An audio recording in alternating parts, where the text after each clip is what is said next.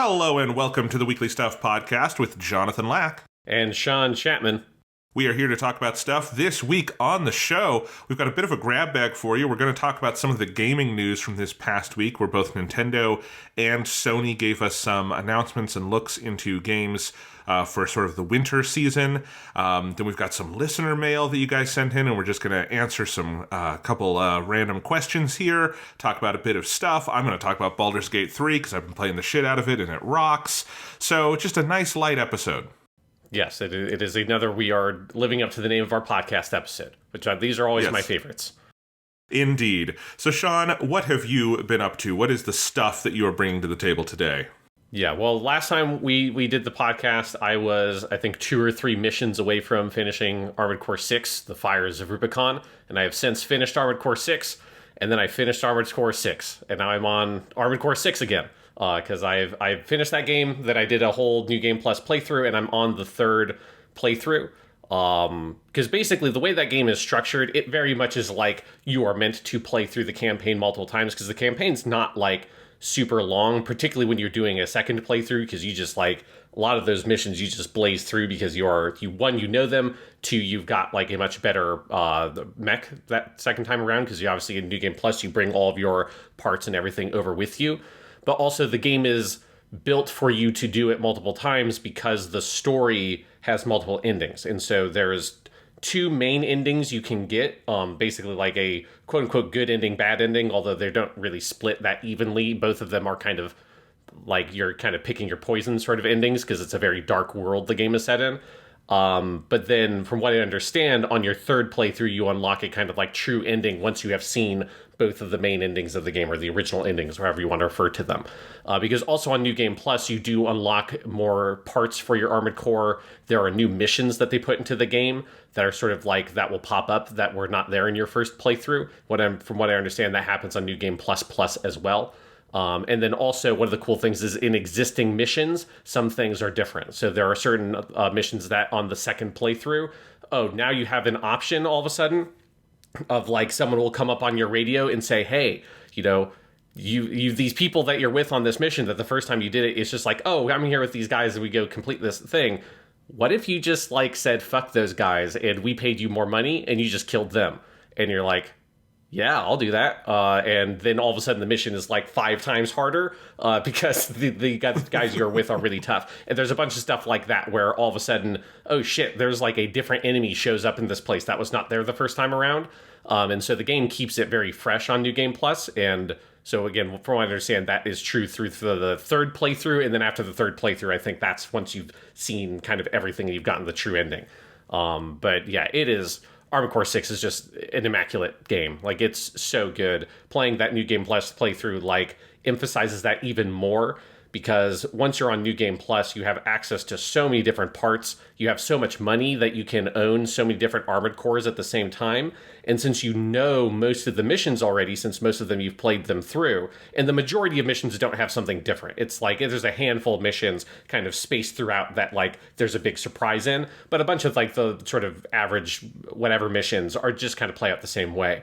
But that means that since you know what they are, you can really design an Armored Core for that mission specifically and go, oh, I know that having an Armored Core that just is absolutely loaded to the fucking teeth with homing missiles will just chew this mission up, because it's just a bunch of random little enemies and there aren't any big boss fights in it. So just being able to shoot like 50 homing missiles at one time and lock onto everything on the screen and just blow them up like your fucking Kira in Gundam Seed or whatever, that he loves to do that shit all the time.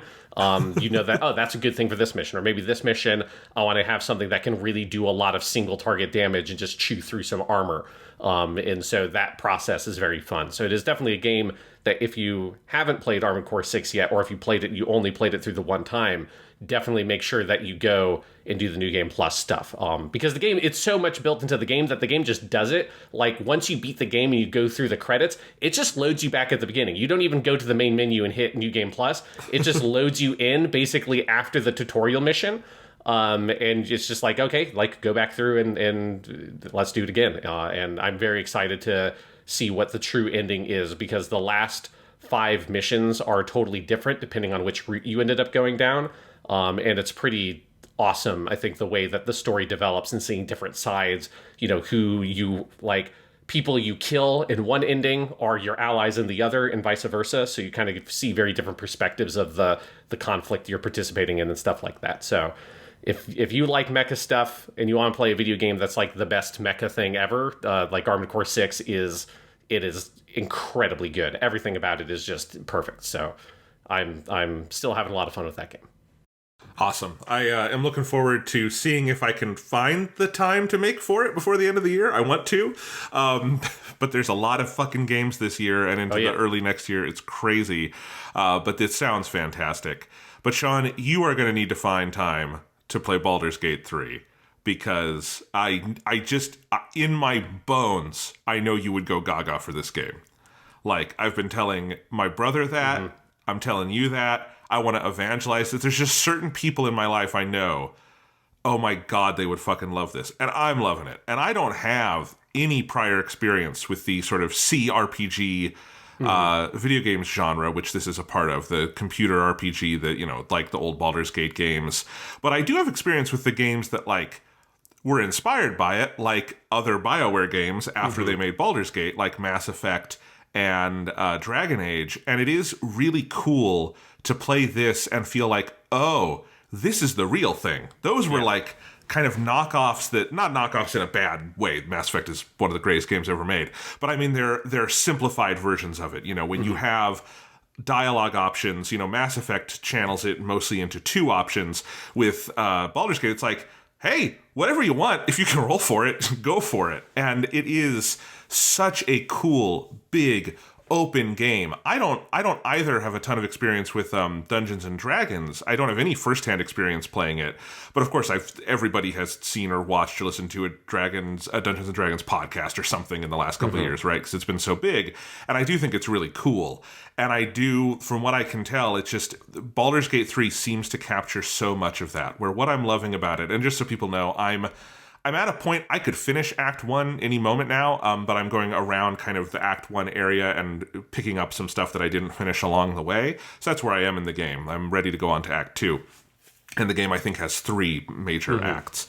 And so that's where I am. And what has blown me away about it is that, like, almost right off the bat, you have so many options, you have so much freedom, you have so many places to just kind of go and poke around, and it feels like you are determining, it is this amazing illusion where it really does feel like you are somehow determining the course of the game and events and all of that. In the way, if you were playing actual tabletop Dungeons & Dragons, a good dungeon master is going to set that up for you, of creating the kind of menu of options whereby it feels very personal. I think that's absolutely what this game does through all of its various systems. It very much feels like the game itself is like the world's greatest DM and has just prepared an absolute smorgasbord of things for you to do and get into and have fun with. And my favorite things in the whole game are just the going around and talking and the different, like, you'll be walking down the road and something crazy will happen and the narrator will pop in and be like, you hear over here something going on. And then, like, you have 3 options of how to deal with it. And I'm like, let's roll some dice, baby. Because it's so fun to roll your dice and set up your advantages and all this crazy shit. And I just love poking around the world. I love the unexpected things that happen. I love when you, like, work a scenario out where you're able to kind of kill 6 birds with 1 stone because you have 3 different quests with, like, different, like, factions you're trying to work with, and you're able to kind of knock it all down at once.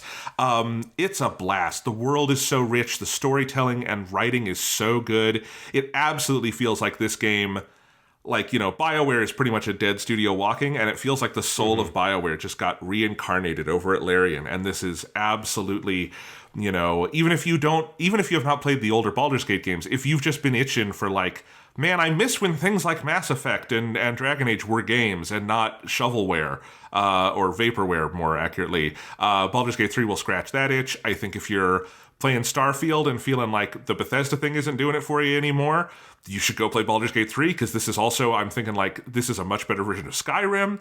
I'm just thinking every time I do a dice roll on lockpicking, I'm like, God, Bethesda games would be so much better if instead of the stupid fucking lockpick minigame, you just rolled a dice and you watched it roll on screen and had to get that right. It is such a joyful game to play. I feel like every time I sit down to play it, it surprises me in some way, and I'm having so much fun with it. Yeah. How is the console controls and all that stuff going for you? Yeah, so I'm playing it on PS5, which is slightly rough around the edges. The main thing, I'm playing it with the performance mode on, so it's 60 FPS. It's a very consistent frame rate. My understanding is later on you'll get to some like super big towns that tank the frame rate, but I think that's true in the PC version as well, so that's not unique to PlayStation. The biggest problem with it is it has the worst screen tearing I've ever seen in a video game. It's at the very bottom of the screen, and it is an almost like universal persistent just screen tear going on down there. It's the worst I've seen since Titanfall on the Xbox 360. You remember Titanfall? Yeah. Titanfall was an Xbox One game. I didn't have an Xbox One. I played it on 360. Terrible screen tearing. Screen tearing kind of went away, I think, in the PS4 generation. We haven't seen it in a while. It's here. It's rough. I think, according to Digital Foundry, if you played in 30 FPS mode, that is resolved. But I am enjoying the smoothness, and I honestly don't notice it that much. I don't care too much. Like, this is a game where the performance, it's going to be a little janky because it is such a weird mess of systems and menus and whatnot. In terms of the controller support, I think it works great. I have not hit anything so far where I feel like I am at a significant disadvantage or I'm like gnawing at my hand, like wanting a mouse and keyboard. I think it works. I think in combat, the radial menus, all of that works fine. There's a learning curve. To be fair, there would be a learning curve anyway you were going to play this game because it's massive and weird. And just people should know that going in. It does not hold your hand on some of that stuff the way that, a game like, one of the kind of games inspired by it, like a Mass Effect, a console RPG will. It's different than that. But all of that works. I think, there are moments where making selections can be awkward, but they've also had, I think, a solution for that where you click the left stick and then you go into a pointer mode where your left stick basically becomes like a mouse and you can go pick on the screen where you want to go. So you can actually play the game the same way as you would with mouse and keyboard, which is where you're kind of telling the character where to go and they go. But you can also, I think this is just a really cool way to play it, is you can just play it like a normal third-person game where you control the character with the left stick and the camera with the right stick, and it's really fluid how you can go out to the full isometric view above the characters, and you can go completely fluidly right down into a normal behind-the-character third-person view, and the graphics hold up in either way. Like, the game is really gorgeous when you're up close to everything, and I've never seen a game have kind of like that level of you can go full isometric and you can go all the way down into normal third person and it's completely fluid and you can do it anywhere. You can do it in combat, you can do it while going around the world, and all of that is really cool. And I think if you were playing mouse and keyboard, you actually probably wouldn't see that side of the game as much, is my understanding. But I like how that works. Like, the closest I've seen is some of the recent Fire Emblem games, the way they go from the top-down view to like in the game and there's an actual like 3D modeled version of the map. But this is, again, just completely fluid at any moment. And so I think just, sit hanging around playing on the couch, it works great. One thing to know, this game does technically have an autosave system. I don't know why they even bothered with it. It is so complete garbage. So you just have to remember to save constantly. On the keyboard, that is easier. You just hit F5. Here, you hold R2 and you click triangle. They make it easy, but it definitely took me, I had a lot of deaths, losing a lot of progress before I got in the mood, because just when I'm sitting on my couch playing the PS5, I'm not used to having to manually save. I actually realized, Sean, with Final Fantasy 16, when you beat the game, it has you make a clear save file. I'd never saved once in that game because it autosaves. I didn't know there was a system to go in and save. Like, that's how games generally work now. And so you do have to just remember, like, to just save everywhere, save before making rolls, just save. The game will help you through it. You just have to do it manually. And that's a little wonkier on a controller, but not horribly so. I think I would have no qualms whatsoever about recommending this if you want to play it on PlayStation. Yeah, because that's been one thing I've been waffling between, because I've got a PC that I think is good enough to be able to play Baldur's Gate 3, but not like super amazingly. It's not like a super expensive PC or anything. And I think the PS5 would be able to technically run the game better. And I like playing, if it's a long game, I prefer to be able to play it on the couch, but at the same time, like, I like the PC controls for this kind of game. And as you say, like, just hitting F5 to quick save, F7 to quick load, like all that kind of stuff. And it is, well, from what I understand, there is a cross save function for the PlayStation and the PC version, but there's not cross buy. So if I wanted to play it on both, I would have to buy both versions. So yeah, it's something I've been, because my plan is after I finish Armored Core 6, which I'll finish by the time we do the next podcast. It'll probably only take me a couple of days to do the third new game playthrough. That I want to move on to Baldur's Gate 3 and try to get that done before Spider-Man 2 comes out, because that's obviously going to be a high priority game for me. Yes. But yes, so it's there's choices make things hard to do. It's like you have two options and neither of them are perfect, and there's nothing in life that's more difficult than having multiple options and neither of them are quite the right one, because all of them have their own advantages. So that's I think you would be fine. I think you would be fine with the controller. I think if you can, because you also, I remember, had this anxiety around like way back with like Diablo 3. Before, like, we were used to playing Diablo on a controller. This is not, and it absolutely could not be as smooth as Diablo on a controller. It's not an action game. It's a turn-based combat, right? Yeah. But, again, I have not had any problem. There are some bits of awkwardness, but, like, the other thing is, there's no times in this game where you ever have to do a quick input. All of the choices are slow. All of the combat is turn-based. It's never like, so if you do, like, kind of forget where things are in your radial menu, that might be a momentary annoyance, but it's never going to hurt your performance in the game. You can always just take your time and figure out where it is, and you can rearrange the radial menus and all of that to your heart's content. Again, the UI is completely overhauled when you're playing with a controller, so it conforms to that. I think it feels to me as impressive a console conversion of this kind of game as you probably could ask for. That doesn't mean that it is the best way to play, but it is, if PlayStation is where you would want to play it, no problem. Yeah, so that's probably what I'll do, is get it on PlayStation, and then maybe in the future when it's on sale on PC, also pick up the PC. Because the other thing with the PC version is this is a game that's going to get modded to shit and have like a bunch of cool user-created content that people distribute online, and that's the kind of game it is. It's the same thing with like a Starfield. If you had a PC that can run the game, it's like, why would you not get the PC version just so you could, use all the user-created content? So... But that's awesome that that we live in an era where games like this can come out and you can have that cross save, and that you can say, hey, I'll play it on PlayStation, and then later jump over to PC. One other consideration: for whatever reason, the PlayStation version is $10 more expensive. It is a $60 game on Steam. Yeah, this is a $70 game on PlayStation. It's not a boxed game or anything. There's no retail version. It is all download. So that's a little confusing to me, but there it is. Yeah, that is what it is. One thing that's interesting with Baldur's Gate 3, because we've mentioned Starfield a couple of times here. Obviously, neither of us are playing that game. But it's like really fascinating, I think, this fall has been seeing these two games come out, where it's like Baldur's Gate 3 was a game that, like, the people who were excited for it were excited for it. And obviously that game had been in early access for like 3 years or whatever, although I think the early access only ever went up to Act 1. But... like, there were people who were very excited for it, but it didn't feel like a game that was, like, poised to take the industry by storm. And Starfield, I think both of us were fairly skeptical of it since the game was basically announced.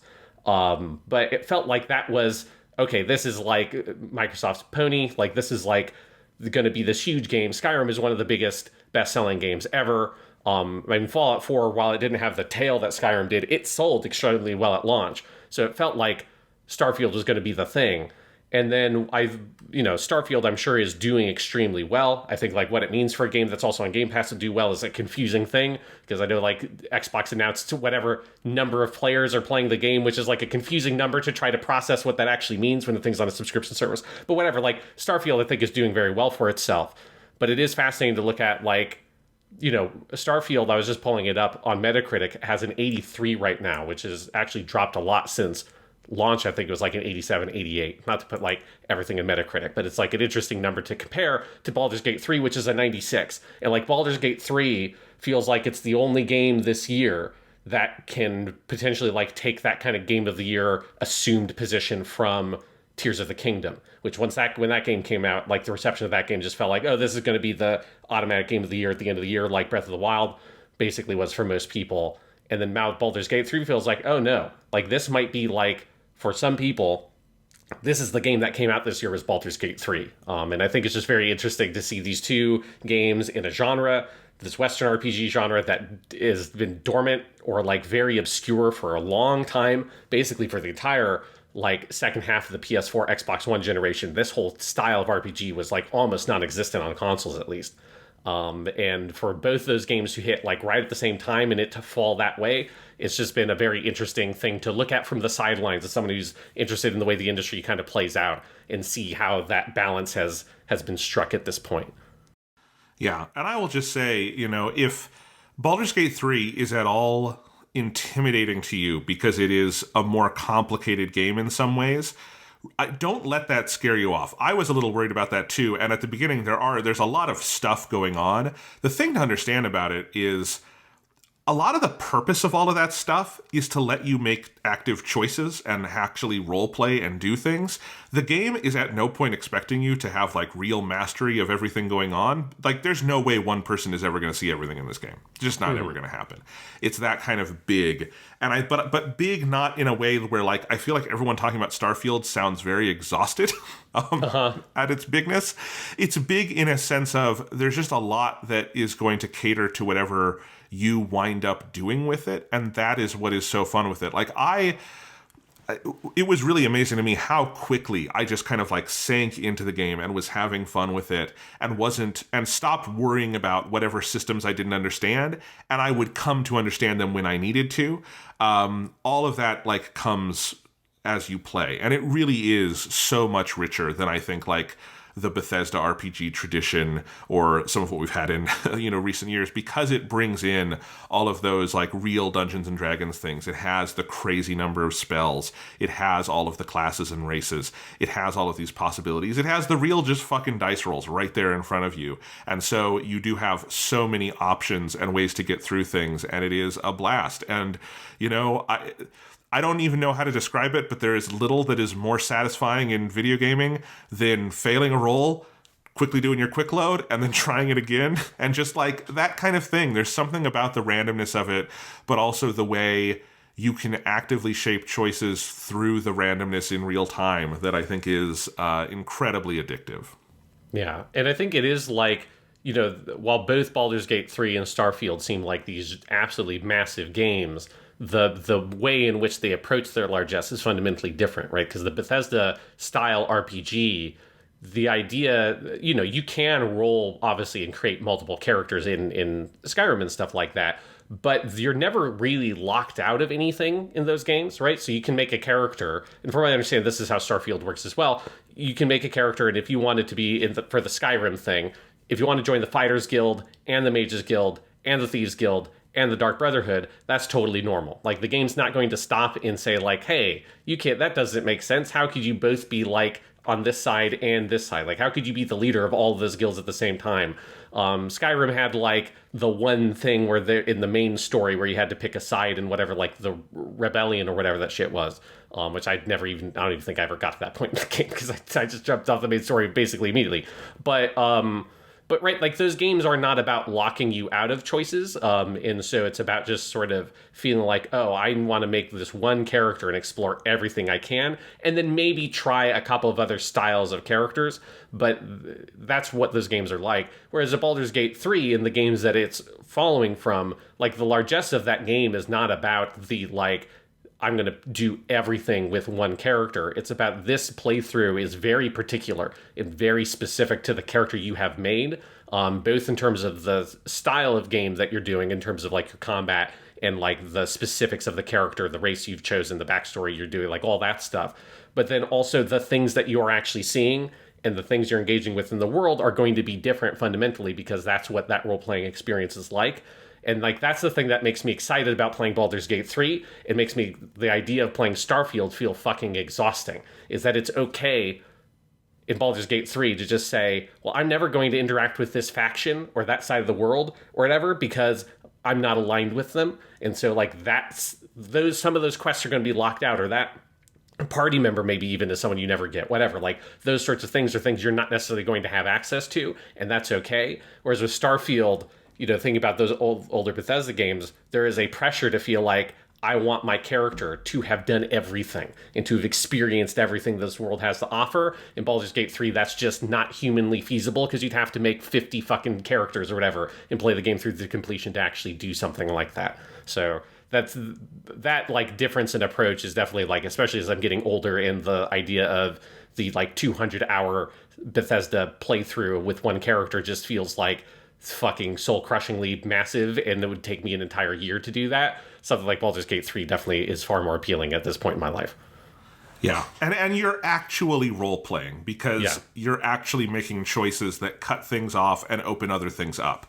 So, like, I should just talk about this really quickly. Last week when we talked about it, I'd played like an hour, and I had started with a bard character. I actually went back and re-rolled and completely started over because the bard thing, I wasn't quite like feeling it. Like, it seems like something I would like to do again if I played again, because there are some cool things with that character, but it's slightly more conceptual and higher level than I think I understood. But there was one moment, the moment I fell in love with Baldur's Gate 3 is I came across this early on, you're kind of funneled into this area where you help some characters who are running from goblins. And in that same area, I kind of took a right when you're supposed to take a left, and I happened upon a squirrel, and I was able to talk to the squirrel. And the squirrel was like kicking me and biting me, and I'm like, and you could just like kick the squirrel away and kill it, or if you had taken like an animal handling ability early on, which I had, you could talk to the squirrel and reason with it and have it share its like dominion with you. And I was like, this is the coolest shit fucking ever. And so I went back and restarted as a druid, which is the kind of character who has lots of opportunities to interact with animals and can also transform into big animals on the battlefield and do all sorts of things. And so I'm a dwarf, I'm a Dwegar, who is also a druid, and I love that character. I love the character I built, who is this like blue-skinned, dark dwarf dude, and I'm loving all of the druid stuff. I really like in combat turning into like a big polar bear and just tanking for everybody, and that sort of thing is cool, but like every time you level up, you get more animals you can turn into, and that's awesome. I love that I can talk to every animal in the game and feel things and hear things. I love all of the druid's powers are things about nature, so some characters, if you're doing like a strength build, that'll be how you get through things. But if you're doing a druid build and it's more like nature and wisdom, the like ways through problems are often more sort of unexpected and creative. And like that's when the game clicked for me, is when I was building this character that like, I like animals, I like nature stuff, I like all of this in the game, and it gives me a chance to really play through with that. And I'm like, oh, this is why people love fucking Dungeons and Dragons. This is why people love like building and like, have fucking tattoos of their character that they've been playing in a campaign for 3 years, right? It's this kind of thing, and the game is capturing that, and that's really, really cool. Yeah, exactly. This feeling of that you have made a character that is unique, and that uniqueness is expressed through the game systems and how you interact fundamentally with the world. And yeah, that's very much like the core concept of Dungeons and Dragons in so many ways. And then the Dungeon Master sort of is able to take that into account in how they design their scenarios and stuff, which obviously that is for writing a game. That is like, you just have to make a shitload of stuff. You just got to sit down and say, we got to make a shitload of stuff, guys. We got to be okay that 99% of our players are only going to see 10% of the stuff we made, even if they play the game all the way through to the end, because it's like, that's just the nature of what it is to offer like meaningful choices in a game like that. Yeah, and it is so fun to go through, and every story point, every faction you encounter, I have a dwarf option in the dialogue tree. I have a druid option. I have a Dwegar option. I've run into like Dwegars who are enslaving, and I'm like, well, I am a Dwegar, but I'm not going to help you guys do this. You guys suck. And then you can like break free, but then you can also call upon and be like, you've forgotten that we were once enslaved and you are perpetuating the cycle, and like all of these things that come out. It's so cool and so exciting. And yeah, I'm just loving it. It's a crazy game, but it is wonderful. I've had so many fun surprises and laughs and experiences. It rocks. I want to go back and talk to more animals. It's great. Awesome. Can you get like a giant shotgun and a pile bunker and like a laser cannon on your shoulder? I don't know. It's possible. I don't know. I haven't. I just need like there to be a secret hidden side quest where Raven, your pilot from Armored Core, just sort of comes in with your Armored Core and just lands. Like, so if you could get FromSoft and Larian to team up and make Armored Core 7 / Baldur's Gate 4, that's what you want. No, I don't want a whole game. I just want it to be like the weirdest side quest where it's just like you stumble on this fucking mech that has just landed here. And it's like, what the shit is going on? That's what I want. I could totally see that. I can like see in my mind like the mech having fallen in the overworld and you going and targeting it and investigating, and the narrator, which I fucking love, this game has a full-on narrator and everything, just telling you, just talking to you like you're the dungeon master. Like, you approach the mysterious object and you hold out your hand to feel the material. Like, that's totally what it would do, and it'd be The great. sun glints off the obsidian skin. It's made of some sort of metal you've never seen before, and steam rises from its gaping mechanical mouth. It's like that kind of shit. Like, 'cause that's the thing with D&D, is like, if it captures the feeling of D&D, it should feel like literally anything is possible, including a mech just dropping from the fucking skies. Yes, indeed. Well, maybe you'll have to build that D&D campaign for us, Sean. All right. You want to talk about some gaming news?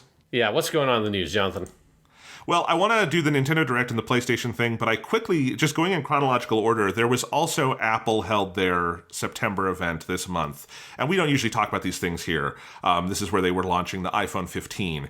But there was some interesting gaming stuff here that I wanted to talk about because it kind of fascinates me. So the more powerful iPhone, the 15 Pro, has a new chip, the A17 Pro, which is the first 3 nanometer chip that has been put in a phone. The first Apple has made, or anyone, for a cell phone, for a smartphone. And it has a very powerful graphics engine, as Apple chips usually do. It also has hardware-accelerated ray tracing for the first time in one of these chips. And they actually spent some time focusing on gaming, but not like mobile games. They were focusing on console games at the show. So they announced Resident Evil Village and Resident Evil 4 Remake, both running natively on the A17, on the iPhone 15 Pro. They showed Assassin's Creed Mirage from Ubisoft, which will be coming after that game launches. And they also showed off Death Stranding later. So all of these, the full console games running natively. And this is just interesting to me because Apple has been trying to make more of a push into gaming. Their phones have always been very powerful here. Games generally run really well on Apple Silicon. But now they've got Apple Silicon in their Macs. And so those computers, I have an Apple Silicon Mac, I have an M1 Pro MacBook Pro, and those have more than enough power to run a lot of PC games. It's really just at this point about whether the devs are incentivized to do the work to port them over to the Mac system. And Apple is encouraging that with new software. The new Mac OS this year is going to have something called the Game Porting Toolkit, which does stuff like, and actually anyone can run this, and it can literally just like port your game automatically. Like, you would not in a state where you would want to sell it to people, but where you can see how it would work and then you can build from there. So for instance, it converts all the shaders and your graphics material to Metal, which is the Mac graphics system. And then there's also a dedicated gaming performance mode in the new Mac OS this year. And I just think this is an interesting story to watch out for. Like, having full console games like this running on the new iPhone and exclusively on the new iPhone. Like, this isn't in the older versions or even the base 15. It's just the Pro. Or like, if they have more of these kind of games playable on Mac, that would be cool. Like, there are real advantages if Macs would have more games to gaming on a Mac, like the fact that Macs can access their full battery power when not plugged in, which most gaming laptops cannot do, that they're generally much more power efficient. All of that stuff, it would be neat. And it's always kind of been whether or not Apple would make it easy enough for developers to do it. And I do think it's fascinating that Apple seems to want to do that more now than they have in the past. Yeah, well, because it's both like, how easy is it for the developers to port the games, and then also like, is the audience there to buy them, sure. Right? Which that's like, there's very much that like classic chicken and the egg problem with that sort of ecosystem of like, you need to have enough software for the audience to feel like, oh, this is like a worthwhile platform to use. But at the same time, you need enough of an audience there in order to justify porting the software in the first place, right? Because like, it has been a very long story with Apple in ebbing and flowing with like their sort of commitment to or interest in games. This definitely feels like the biggest push they've made. And it is like, I'm very curious to see when this iPhone 15 Pro comes out and we people get hands-on with these versions of the games and stuff like that, and see like, what is that like and how like robust will that kind of support be, and what is the audience of people who would play and like who would buy and play Resident Evil 4 Remake on their iPhone, right? Like, are they doing that? It's people in China. That's the thing. It's that iPhone has a huge install base in China, which is where people play their games, is on their mobile phones. It's like stuff like, it's those parts of the world more than America, actually. Yeah, and so but what will that relationship then be with the Western market, and then obviously like the Chinese market has like a lot of, like one of the reasons why that is the case in China's market is that for a long time it was almost impossible to actually sell consoles there, right? There's like, and I don't know all the ins and outs of that, but it's like a complex scenario in terms of like what the government there will like allow things to come over and be available for purchase like in China. It's one of the reasons why so many PS5s very early on in Japan, a lot of those were just being scalped over to China because you couldn't get them in China yet. And so, yeah, so it's just like an interesting, as you say, it's like an interesting thing to kind of look and see how will this play out? Will this like support be something that like is actually kind of robust and continues for a long time, or it will be something that's like, well, you can do it, but like not enough game developers are actually committing to it for it to be like something that is a real sort of consideration in the broader video game market. Yeah. And I think that's what I'm interested in because, I've generally used Macs since like 2011 when I first got one for college. And I will say for most of that time, it wasn't just the will devs do it? It's that they couldn't. Like there was just a long time where Macs were just not built in such a way where this could happen. Like especially when they were on Intel and they didn't have dedicated graphics chips. And then they killed PowerPC and all these things. It just wasn't a consideration. The Apple Silicon stuff is fascinating to me because like I made that switch. Like I was on a PC briefly and I came back when they did the Apple Silicon stuff because I will just say for making this podcast, it's unreal. It's unreal what these chips and these Macs can do compared to what I could do on a PC. Like the performance for a lot of that kind of stuff, and especially performance to power ratio and all that stuff, is off the charts. And so the machines can do it now. Like that's what's fascinating is that we are at a point where now we are at the chicken and the egg scenarios you're saying, Sean, of is it the audience there or is it people not putting their games there? What will happen with that? And then I think the iPhone side is something different because obviously the iPhone has the biggest install base of like any device on the planet. And then it is like, how much are they doing with that? These are games. I am curious how many more games will be ported because this is a fairly narrow part of that install base at the moment because it is just the Pro iPhones. Now, this will trickle down into all the other iPhones over the next couple of years, so that'll stop being a limitation. But yeah, I'm very curious how these perform. I hope Digital Foundry does a video on analyzing Resident Evil Village on the iPhone 15 Pro because this stuff fucking fascinates me. I mean, especially the Assassin's Creed Mirage one is the one I find crazy because that game's not even out yet on consoles. So it's interesting. Yeah. Well, Ubisoft they'll put the game whatever. Yeah, it's like you make a fucking, I mean, you make like a weird streaming service thing, like the Stadia, and they're like, hell yeah, we'll fucking whatever, man. We'll put it on, you got a fucking microwave that can run a game. We'll fucking put Rayman on it. I don't know. I mean, interesting more in the sense that it's going to be a brand new video game that you can compare kind of day and date. But yes, all these other things are definitely interesting. And, combined with Apple has had the native controller support for PlayStation and Xbox controllers for years. But mostly the games to use that on are stuff like Genshin and not these kind of full console ports. So that's interesting. Yeah. Although I feel like, Jonathan, you've buried the lead with this Apple event thing because the real news was if you're someone who owns an iPhone, you can now come out of the weird, dank cave you've lived in your whole life and come out into the sunshine with your USB-C port. It's Sean, it's so crazy. I know. I was looking at this. So you remember the iPhone, when it launched, it had the same charger as the iPod, with the 30-pin charger back in the day? Yes, like the weird, fat fucking thing you stick at the end, Yeah. Which back then, everybody had a proprietary charger. That wasn't weird. So iPhone made the switch to Lightning, which is the thing they finally fucking killed this week. They made that switch in 2011, Sean, for the iPhone 5. They have been on Lightning longer than they were ever on 30-pin, because 30-pin was introduced with one of the iPod minis in 2004. So it's been over a decade on Lightning, which is this slow, shitty proprietary thing that at this point, even if you are in the Apple ecosystem, which I am, I have an iPad, I have my MacBook, nothing else uses Lightning. Nothing. The MacBooks have been all USB-C for years. The iPad has been USB-C for years. The only reason I have a Lightning cable anywhere is for my fucking iPhone, and it is crazy how long it took them. And it to a point where I don't even understand it from the corporate idea, because when they announced it as, and now you can charge all your Apple devices with one cable. And I'm like, Why did Europe need to force you to do this, Apple? Why didn't you, like, you're all about this, Apple. You're all about the synergy. Why did you stick with Lightning this long? It's absolutely baffling. Yeah, it's madness. But I'm looking forward to, you know, a couple years from now, as a teacher, you know, where every kid has their phone, right? And then sometimes their phone's out of battery and they want to charge it, right? And generally I'll be like, yeah, I've got like outlets over there. Do you have your charger? You can plug it in. And it's always a like, who's got which charger, which fucking phone. And it's just like, it's just, you know, it's this weird thing where, you know, Apple, you know, cultivates this image of being the sort of like, we're like the premium, like advanced brand or whatever that's like super cutting edge.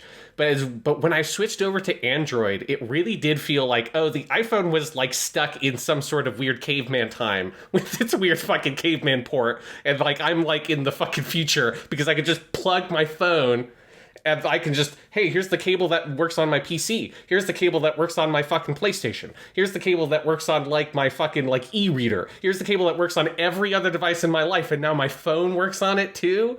Oh my god! I don't have to have this weird fucking like back. I don't have to go to a back alley to get some dude in like a trench coat to sell me his fucking lightning cable because my fucking lightning port broke for the 1,000th fucking time because that thing was always a piece of shit. It was the where my iPhones always failed was either the cable or the port broke on the iPhone. Every iPhone I had, the reason why I got a new phone was because it couldn't fucking charge anymore. And it's like, man, my life is just like became golden sunshine rainbows as soon as I jumped off that fucking sinking, burning ship. I will say I am on the iPhone 13. I am probably upgrading to the 15 because of USB-C. I don't use any other cable anymore. It's like literally, this is the last device that is not USB-C for me. I use USB-C for everything in my house at this point. I don't even have USB-A device. Like all my hard drives, I've switched the cables because my MacBook only has, and I don't want to use old USB. USB-A sucks. You had to put it in one way. All blah, blah, blah. I hate it. I like USB-C. It's perfect. It's fast. It's technically multiple because you can also do Thunderbolt. So I can put in my Thunderbolt hard drive and do really fast editing on it.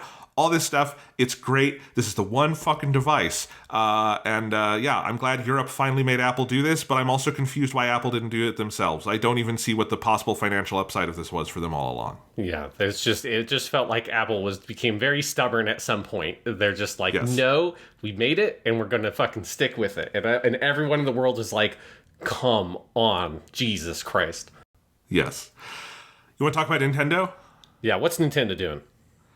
A lot of Mario. Yes, a lot of remakes, it looks like. A lot of remakes, a lot of Mario, some new stuff. So, okay, this was a kind of surprising Nintendo Direct because they had one not that long ago where they did announce a lot of big stuff like Mario Wonder and all of that. So this was kind of more of like a little check-in Nintendo Direct. I did not watch it live because I was in a meeting. I went back and I just put it here on the outline, the things I was most interested in mentioning. This is in no particular order, but let's start with the one that was the most wow, I can't believe they're actually doing this, which is a full remake of Paper Mario: The Thousand-Year Door, which is one of the most acclaimed and beloved Mario titles of all time. This was the Paper Mario for the GameCube, the last one that was a true sort of turn-based RPG. Before that sort of became the Mario and Luigi series. People have been wanting this forever. It's coming in 2024. And I just have to say, between Metroid Prime getting its remake on Switch, Super Mario RPG, the SNES game, getting its remake this year, and then this getting a remake next year, it really feels like a group of Nintendo fans found the fucking genie in the lamp and made 3 wishes, because these are 3 things I kind of thought would never happen, and it's crazy to see them happening. This one is definitely very exciting. And Paper Mario 1 is already on Switch with the N64 app, so this is awesome. Yeah, and there's someone at Nintendo of America that's just fucking furious that they didn't use the lamp wishes to wish for Mother 3 coming out in the US. It's just like, you fucking motherfuckers, god damn it. Yeah. God damn it, this is our chance. We found the magic genie. Maybe they'll find another one. Who knows? So yes, Paper Mario: Thousand Year Door Remake 2024. Then you've got a new Mario versus Donkey Kong game coming February 16th, 24. That is, for those who don't remember, that's a series that was on the Game Boy Advance back in the day that sort of was an update of the old Donkey Kong arcade formula where you go through these levels and they're sort of like puzzles using some of those old Donkey Kong mechanics. And Donkey Kong had all these like Mario toys that he'd stolen and Mario goes through to get those. This looked cool. I can't quite tell if it's like a remake of one of the old ones or completely new with the same themes, because I only played those a little bit back in the day. I know they're very good. I don't remember them much. This looks fun. And it's cool to see this series revived because I think its last entry was on the original DS. But yeah, that is coming in February. Yeah, definitely. Like when I saw a new Mario vs. Donkey Kong game, like it triggered like an ancient brain cell that hasn't fired in a very long time for me. Like, right, they did make those because I think I had one of them for the GBA. It's been a very long time. They're really good. They were also kind of a spiritual sequel to the Donkey Kong Game Boy game from way back when, which is the best version of Donkey Kong because it's the arcade game but turned into like a proper game with full levels, and this was kind of a continuation of that. So I think that's cool to see revived. Splatoon 3 is getting a single-player DLC called Side Order coming in spring 2024. Not a ton of details on this yet, but the single-player DLC for Splatoon 2, the Octo expansion, was one of my top 10 games of that year, so I'm excited for that. They had another trailer for Super Mario RPG, the remake, that is coming November 17th. That continues to look good. They had a new collection called Another Code Recollection or Recollection coming January 19th. That collects the DS game Trace Memory and its sequel, Another Code R, A Journey into Lost Memories, which was never released in North America. This definitely had... I had never heard of these games. They clearly have a cult following because this had a lot of chatter on Twitter when this was announced. Yeah, I don't think I've ever heard of those either. But they look cool. They're basically adventure games, it seems like. Yeah, so the original game was called Another Code 2 Memories in Japan, and then when it came over here, it was called Trace Memory. That's because I was looking at this like, that's weird that you'd call this Another Code Collection, and one of them is not called Another Code. That is why.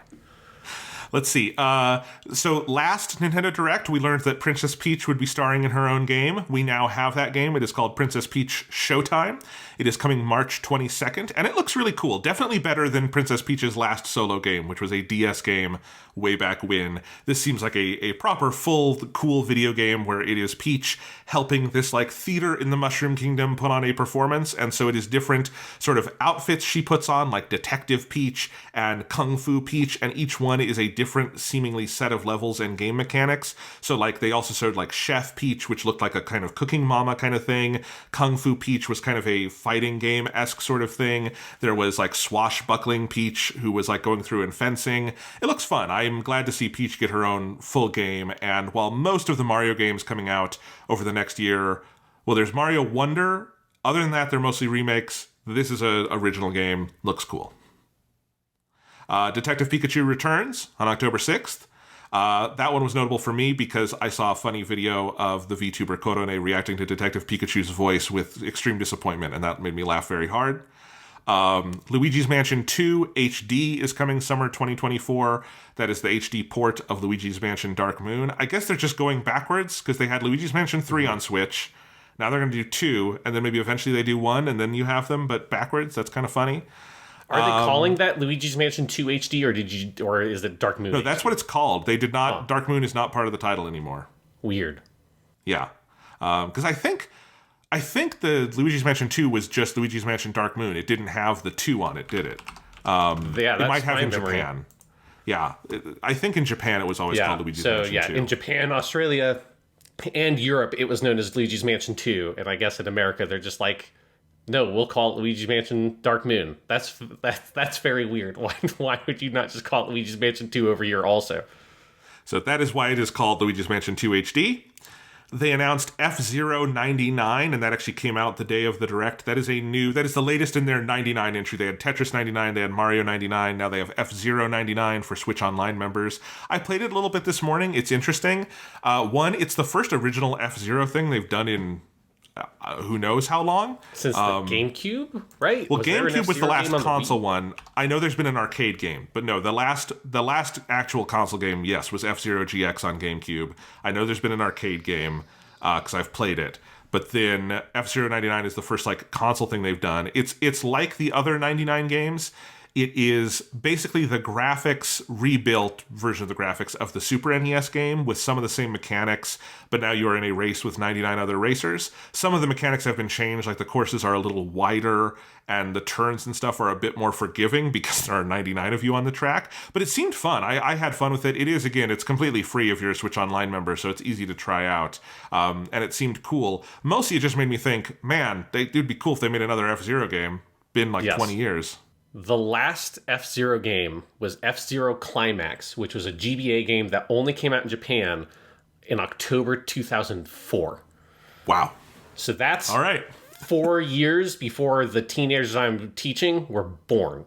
Like, they are all the kids I'm teaching. Oh, God. And this is the first F-Zero game that released in their fucking lifetime, and that's by a margin of several years. Alrighty then. Speaking of racing games, Mario Kart 8 Deluxe gets its final DLC this holiday with that big DLC pass that they've been working on for about a year and a half now. And it is 8 new courses plus 4 new characters, Diddy Kong, Funky Kong, Paulina, all of which, wonderful, love to have them. And then Peachette, which if you were like, wait, what does that even mean? Well, Peachette is the version of Peach from New Super Mario Bros. U, where if you played as Toad, or no, if you played as Toadette, you could get a power-up to become Peach. And so it is Peach with a little hat that looks like Toadette on top. So saying they've added a 4th new racer there is kind of a lie. It is just Peach with a little hat. The other 3 are actually new. But yes, you have 3 new racers and then Peach with a little hat. Yeah, I'm looking at a picture of Peach, and you're right. It's just Peach with a little hat, and I guess her dress looks slightly different because it's got like the little white circles for like the mushroom thing. But other than that, yeah, that is just a color swatch. That's like player 2 Peach, basically. Yes. What's offensive to me is like, why is how has Diddy Kong not been in that game yet? How is he here? Like, Diddy Kong's he's a playable character in fucking Smash Brothers, dude. I know. How is he, like, he's not at Funky Kong fucking Peachette Paulina level? That's as offensive to fucking Diddy Kong. Well, I mean, Sean, Diddy Kong is playable in more of the Donkey Kong Country trilogy than Donkey Kong is. Because Donkey Kong is only in the first one, Diddy Kong is in the first and the second. So Diddy Kong's the big man on campus as far as I'm concerned, but he is often left out of Mario Kart lineups. Specifically, like they were mentioning, they're bringing in the version from Double Dash, but I don't know if he's been in one since then. Maybe the Wii, but I know he wasn't on 7 or Base 8, so I'm glad Diddy Kong's finally there.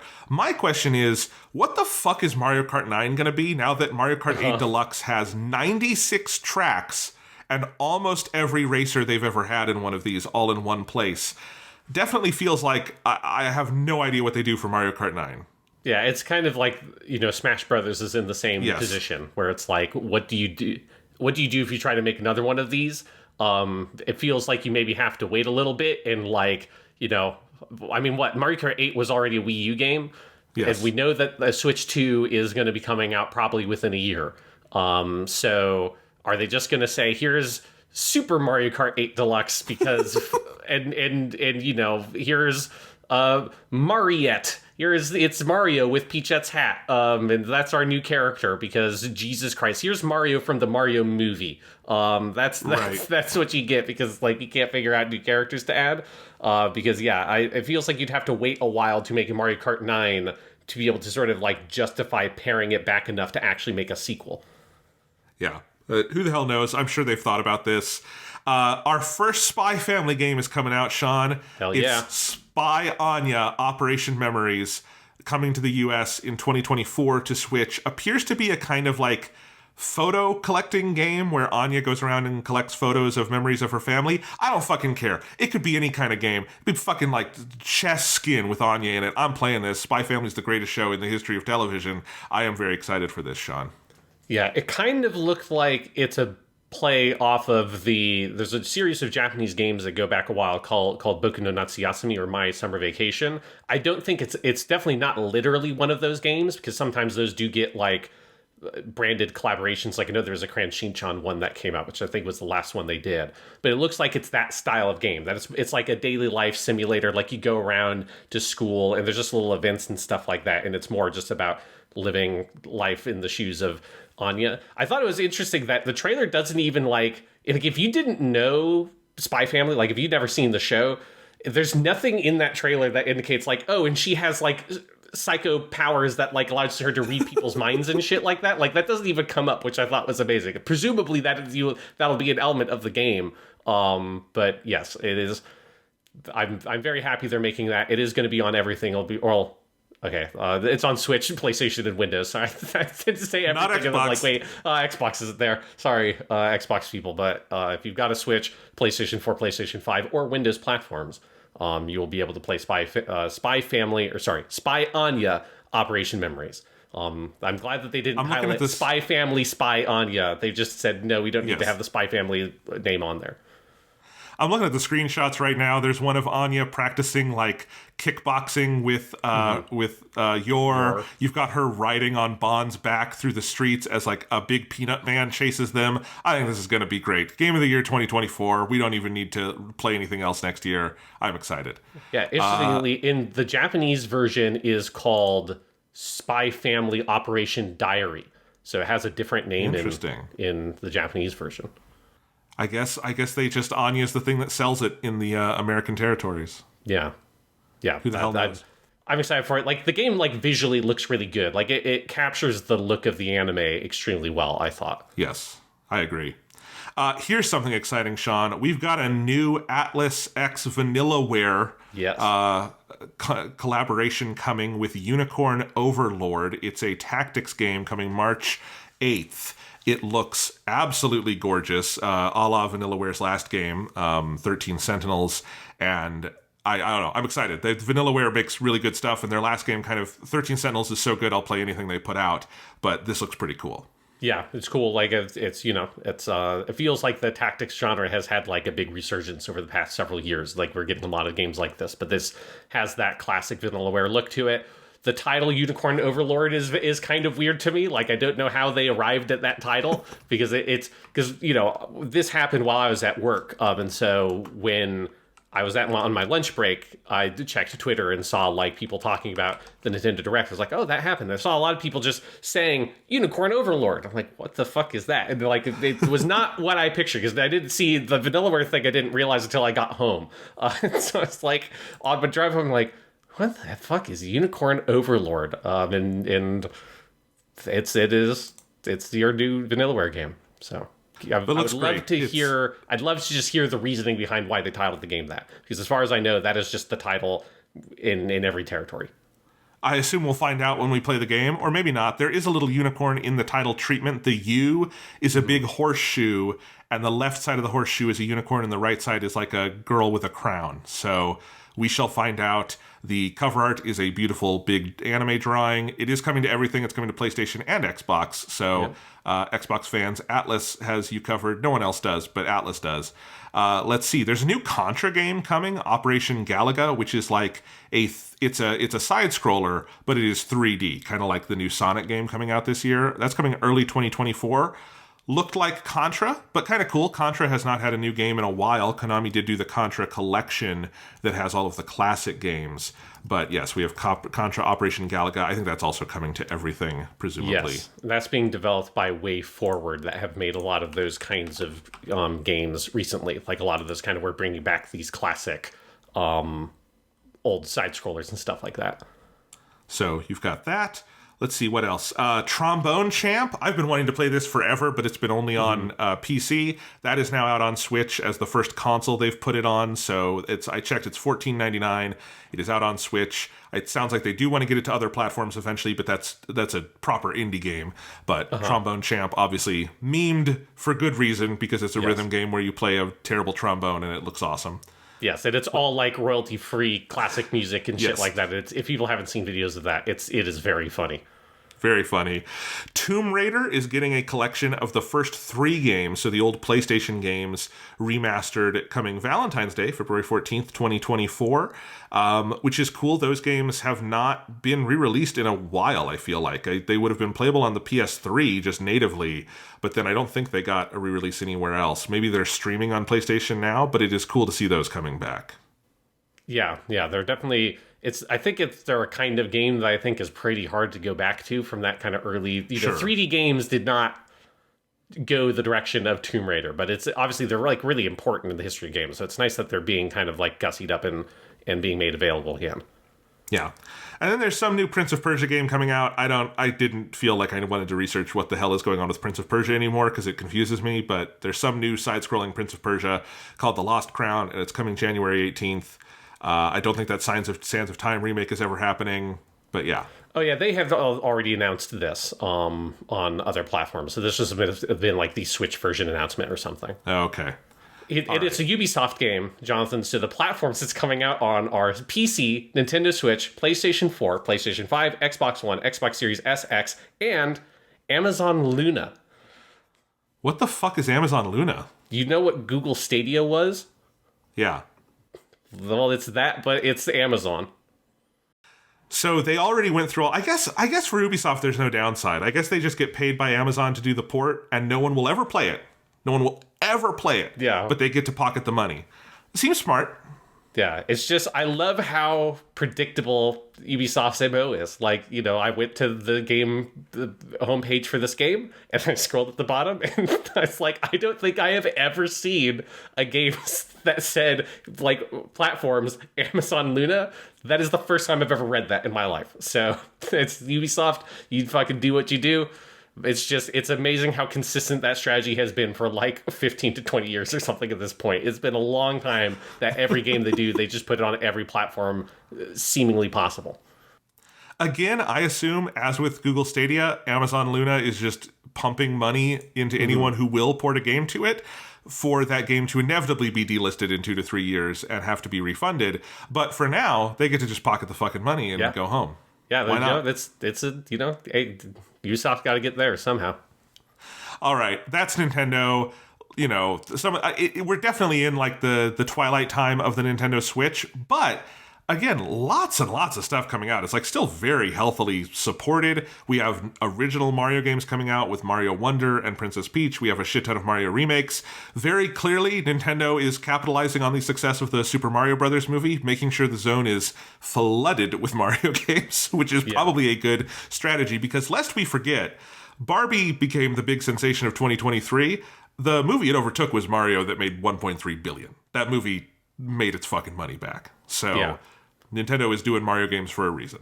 Yeah, although, but as you say, like, it is very clear that they are now at the kind of bottom of the barrel for the Switch. That's like, I think it's very clear from this Nintendo Direct that's like, okay, this is going to be about it, right? I'm sure there's going to be some games that are going to come out, obviously, but like Nintendo is shifting to whatever their Switch successor is. And, that is the thing that we basically know for sure now is on the horizon because, what's the name of the event that they just had? Gamescom in Germany. That event happened, and that is the first time we now know that people have seen a demo of stuff running on a target hardware for whatever the Switch 2 is. And so that puts it probably in about a year or so. I'm guessing the Switch 2 is going to come out. If that we are now knowing, okay, for sure, developers have development kits, like select members of the press are getting behind closed doors demos. There haven't been any reports for it, but in terms of like official reports, but Eurogamer and one other publication basically broke the story that people have seen it behind closed doors. So we know for sure now the Switch 2 is happening. It's not just you can kind of logic out it's got to be happening soon. It definitely is happening soon. Yeah, and the reports I've heard is that that's being aimed basically for a holiday 24 launch. So that'll be this time next year we'll be getting the Switch 2. And but again, I've been through the final years of other Nintendo platforms, and this is still better. There's a lot of like, look, you can say it's all remakes. It's remakes stuff like Thousand Year Door. People have wanted this for a long time. So it's still good eating if you're a Nintendo fan. Yeah, but it's definitely like this is a good, we're closing it out kind of thing. But it's just like the thing that makes it clear is that there's nothing like on the horizon that is a big game. Like Super Mario Wonder feels like that is like the big closer for this. And it makes you really wonder where Metroid Prime 4 is and like where that, like how that game is positioned now. Because presumably that game, if Nintendo is smart, that game should have shifted development to target the Switch 2 like 2 to 3 years ago. And if It probably did. Yeah, and if that's what they did, like that would then make sense why they haven't said anything about it in fucking forever. So I'm very curious to see if that's like what's going to happen is that Metroid Prime 4 will be like a launch or launch window game for the Switch 2, along with whatever like the next 3D Mario game is, since we haven't had one of those since Odyssey / that like one little like extra they did onto the Wii U remake. But yeah, it definitely feels like Nintendo's shit is all getting lined up for whatever the Switch 2 launch is going to be. Yes. All right, you want to talk about PlayStation? Yes, because we did have a PlayStation State of Play, which usually those are pretty thin, but this actually had some stuff that like, this, it had more stuff in it than I expected. I didn't really watch it in real time, but afterwards there was like stuff to go back and check out that they announced here. Yeah, and I put the stuff I was interested on here, Sean. If there's stuff you want to add, please feel free. But the first thing, the one I was honestly most excited about, is Resident Evil 4. We got the official announcement of the Separate Ways DLC, which I think we all could have put money on was going to come eventually. But if you don't know, Separate Ways was the extra campaign on the original Resident Evil 4 where you play as Ada Wong. They are making that for the remake. There will also be more content in Mercenaries. They're adding both her and Wesker into Mercenaries. And for the 3 people who own a PlayStation VR 2, there will be a VR 2 version of Resident Evil 4. But more importantly, Separate Ways. And that's coming this week. It's launching Thursday, September 21st. And I am psyched because any excuse to go play more of the basically perfect Resident Evil 4 remake, I am psyched for, and this should be fun, especially because I get to hear more of Wesker and Ada in their Japanese voices, which are so fucking cool. Yeah, that Nakata Joji, Albert Wesker, that you just get this little tease of at the end, you're like, oh my god, that's right, he is the guy who plays Wesker in Japanese, holy shit. Yeah, I'm very curious to see just like how big it is, like how much stuff is in there, because, Separate Ways is like a cool extra thing on the original Resident Evil 4, but it's pretty thin overall. So I'm curious to see like that. The trailer is really cool. I mean, the trailer makes it feel more substantial than what I remember Separate Ways actually being in for the original game. So I hope that there's like it's like fairly meaty. Right. We did get no real new news here, but we did see more of Spider-Man 2. That's coming October 20th. It looks awesome. They were showing off in the trailer all of the new like flight abilities that Spider-Man has. And I'm just excited to see how fucking fast you can go through New York, because that seems awesome. They also did confirm separately the performance modes for this game, and I think it's fascinating. Ray tracing is baked into everything. There's no on or off switch for it. It's everywhere, and the performance modes are you can do 30 FPS, 60 FPS, or 40 FPS. And if you're wondering why you would do that, it's if you have a 120 hertz screen, you could do 40 dividing evenly into that. But most people are going to pick 30 or 60. And honestly, knowing Insomniac, that 60 FPS mode with ray tracing is going to be crazy. Yeah, because we had this like the trailer. It was like a 3-minute. It's like not even like a trailer. It's more of like a dev diary almost, because it's Brian Intihar who's the creative director for this game. He was the creative director on the original game, kind of walking through and like doing VO explaining some of the different stuff in the game. But then a day or two later, there was an embargo lifted on a preview event that some members of the press attended. So like that's actually where a lot of the sort of juicier details came out, was from that preview event that press got to do. And yeah, that's where some of that performance mode stuff came out from. And it is like I was already obviously extremely excited for Spider-Man 2. But I'm even more more excited in the sense of like Sony's strategy they've kind of shifted to in the PS4 generation now, of you get an announcement that the game is happening a year or two ahead of time, and then they're quiet on it until like 6 months before, and then you get like a good trailer. And then like a couple of months before, like we're now about a month or so from the launch of the game, now they start actually giving you info. I feel like it's actually a really good way to market this kind of game, because everyone knows they want to play it. It's the big next Sony game, Spider-Man 1 fucking kicked ass, you want to play this game. Miles Morales was even better. Like, you know that this is going to be a great game. But it's easy to kind of exhaust yourself on the marketing, and that's kind of what a lot of the PS4, Xbox One generation felt like, was by the time Last of Us Part 2 came out, we had seen like 4 years worth of trailers of that game. And I feel like that was one of the things in some ways that contributed to the weird atmosphere around that game's launch, and it had the leaks and all that shit.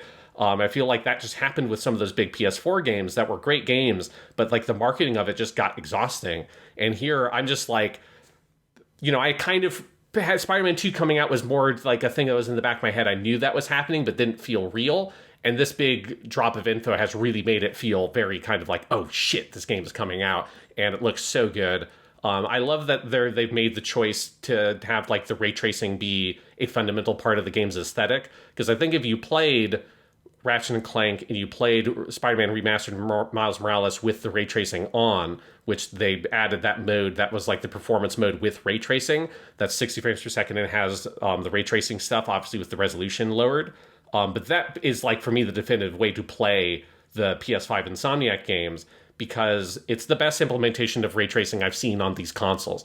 That, you know, most ray tracing modes, we just had this with Jedi Survivor. Like, the ray tracing it's such a huge hit to performance if it's not managed correctly. And that's the thing we've learned with Jedi Survivor is on PS5, they updated the performance mode to just take the ray tracing out, and it runs at 60 frames per second. And it's got some janky, like, screen space reflection shit or whatever, but... You know, who like fucking that's cares? yeah, it's you know, and I still think like the 30 frames per second mode of that game is totally good, and I probably would still in some ways use that because I got used to it. And it looks really nice, and the ray tracing looks nice, but it's such a huge performance hit. But these Insomniac games, you know, particularly with Spider-Man, there's so many reflective surfaces on the buildings that it does add, I think, a lot to the overall aesthetic and the presentation of the game. And if you can manage that and dial it in well, where like the ray tracing stuff is low enough resolution that you're still able to hit a stable 60 frames per second, like it does. It's like the one thing where I feel like the ray tracing is like really good, and I love that it's there. And most other games, I feel like I've not found that balance on the Xbox Series or the PlayStation 5 console stuff. So I'm very excited about that. But even more, the game itself just looks so good. I checked out some of the footage they showed for like the previews and stuff, and it looks like you just can haul absolute ass in that game. Like seeing footage of like some more unedited footage of people doing the swinging with the gliding, that you're sort of like, you know, using that to cover some more distance and then dive down to build up momentum and then come out of that into a swing. And it's just, people are fucking booking ass across Manhattan. And then they've added Brooklyn and Queens as well. So it's like you've got, basically the map is twice the overall size because they've added those two other boroughs. There is something ridiculous, like 60-something different Spider-Man outfits in the game, split obviously between Peter and Miles.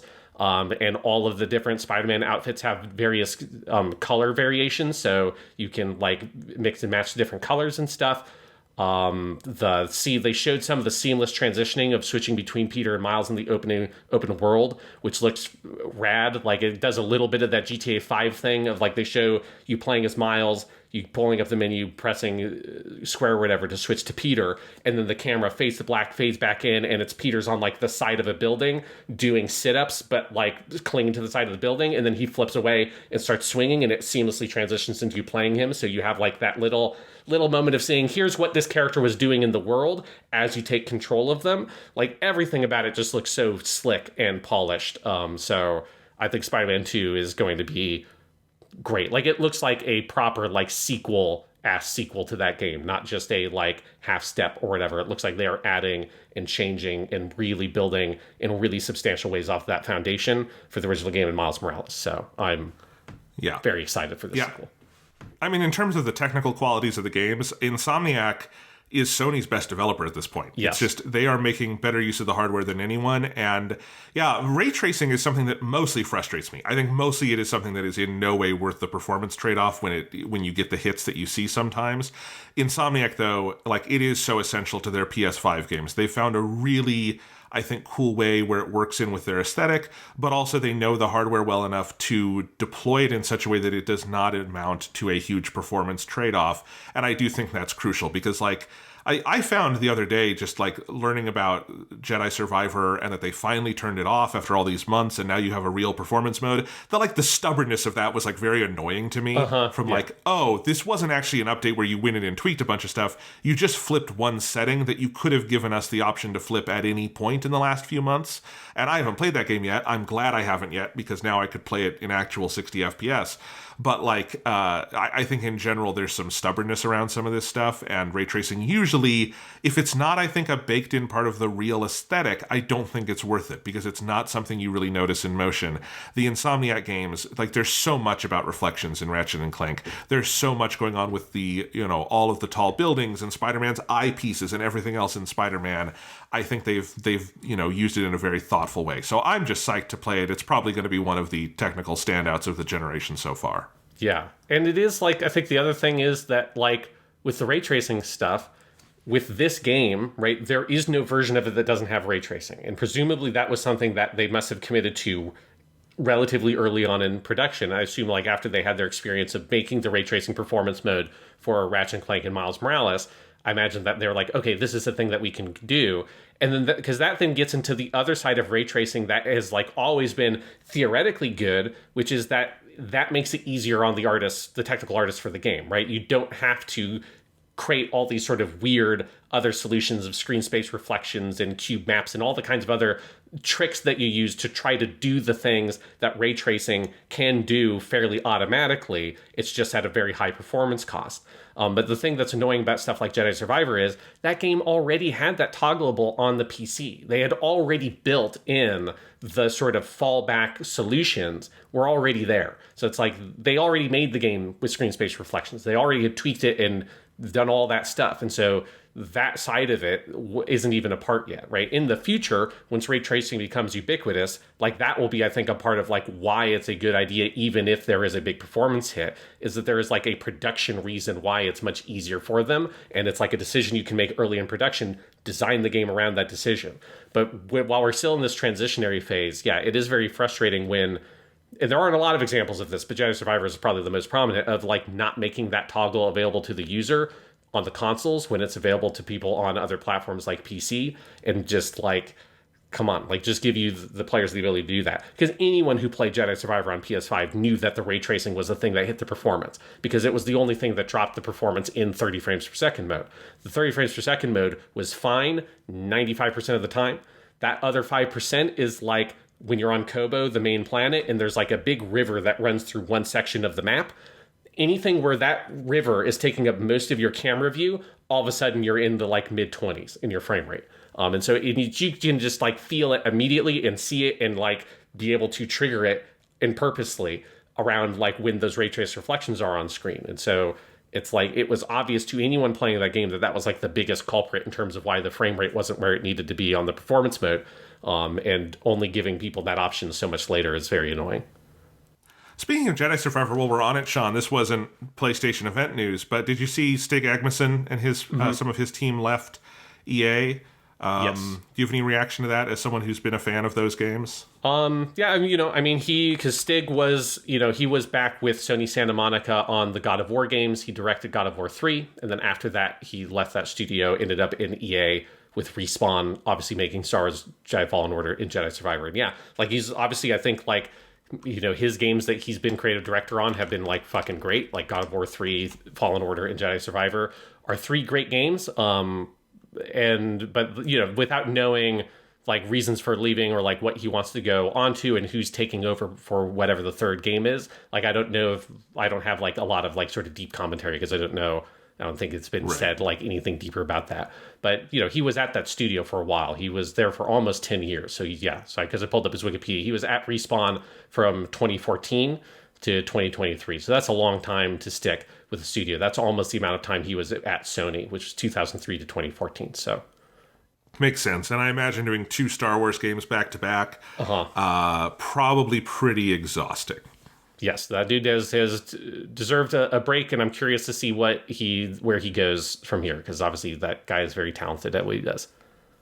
In terms of other PlayStation event news, Tales of Arise, which is one of your favorite games from the last few years, is getting a full DLC called Beyond the Dawn, launching November 9th. Are you excited for that? Yeah, it was very strange to have this be announced. Like, I feel like they had specifically said that they weren't doing DLC for Tales of Rise, and that game came out, like, over a year ago. So it's like, that game is kind of old to do a DLC for it. If you look at the trailer, like, I mean, it's a DLC. Like, it's that game. It's not like some sort of, like, it's not Miles Morales or something like that, you know? It's very clearly 2 full years ago. It launched September 2021. Yeah, so It's interesting, and so it's set after the ending of the game. If you watch the trailer, which this is one of those where I started watching the trailer, and then I realized I was on the English trailer, and as soon as a single line played, I was like, no, this isn't the way this character sounds, and I had to like go. It's like, okay, switch my computer to Japanese and Tales in Japanese because I can't. I'm sure that the English voices are fine, but it's that like weird. You get a shock when you're expecting to hear one thing and then something else happens. It happened again with the Final Fantasy trailer also, where I was like, I can't listen to this way. But the Tales of Rise one, they give a little bit of context of it's been several months since the end of that game. And it seems like they run into a new character who's going to be sort of like the central character around this DLC that looks like she will also be playable. But there's not a lot of detail about what that'll be. So I'm curious to see what it is. Like that game has not to say that you couldn't do more with those characters, but it has a very like, the story is done. Like they have fixed the thing. They have solved the big problem.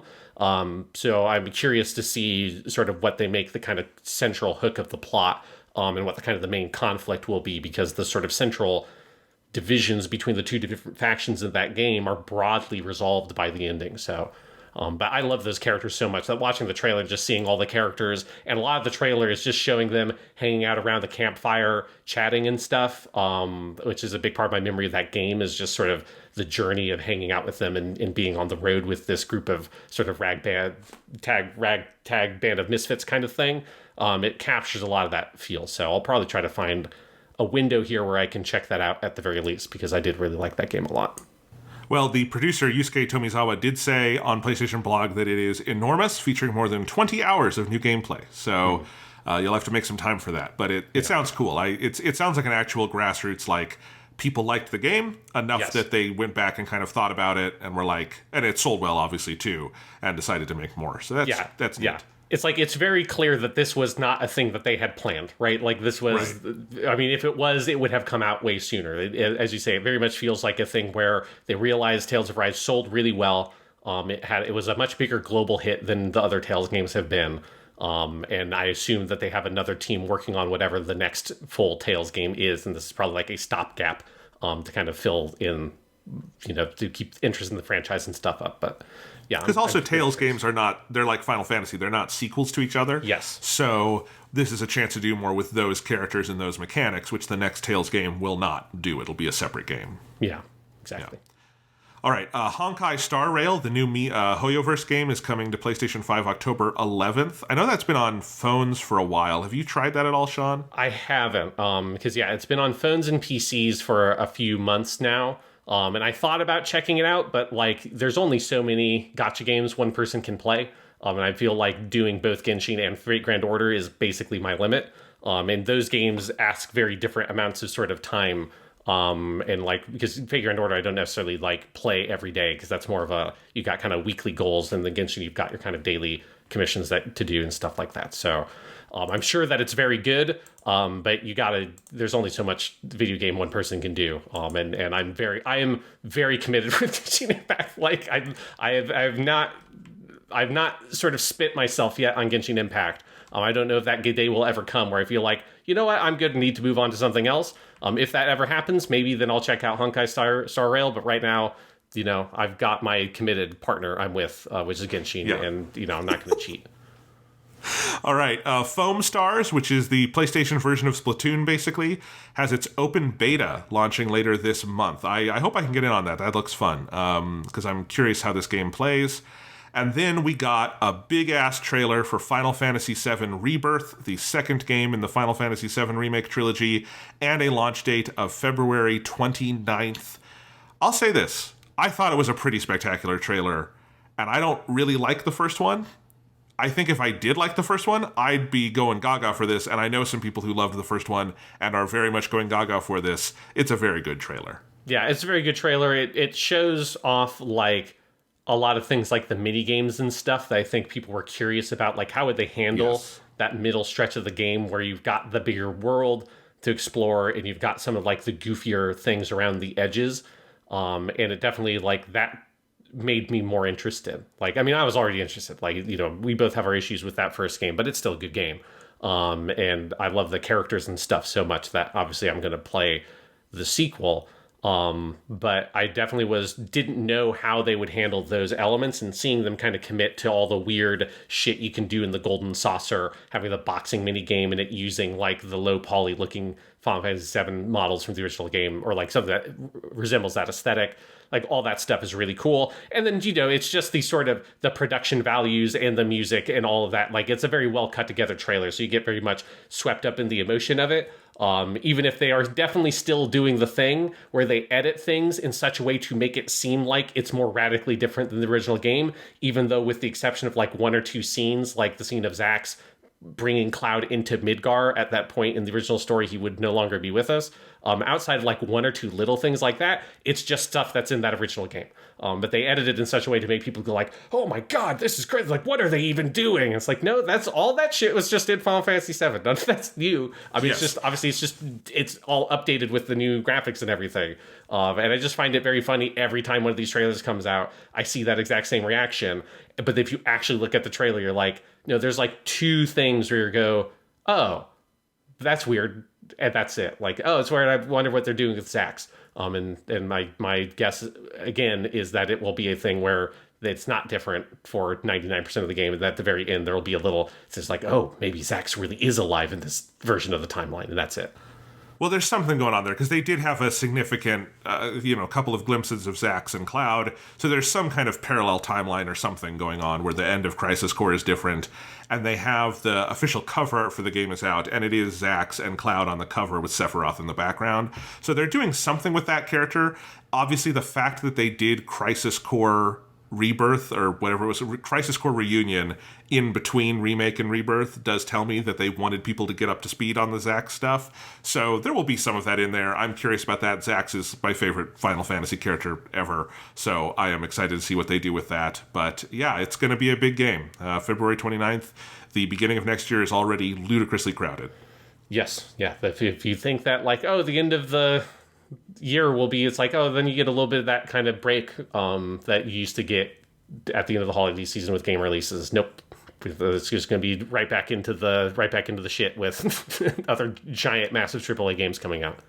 I mean, for us, it's also extra crazy with all the JRPGs, because there's also the Persona 3 remake is the beginning of February. We learned there's too much stuff coming. Yeah, there's a lot of games. I mean, that's kind of the story of this year, is that we had two really slow years in 2021 and 2022 in terms of big game releases.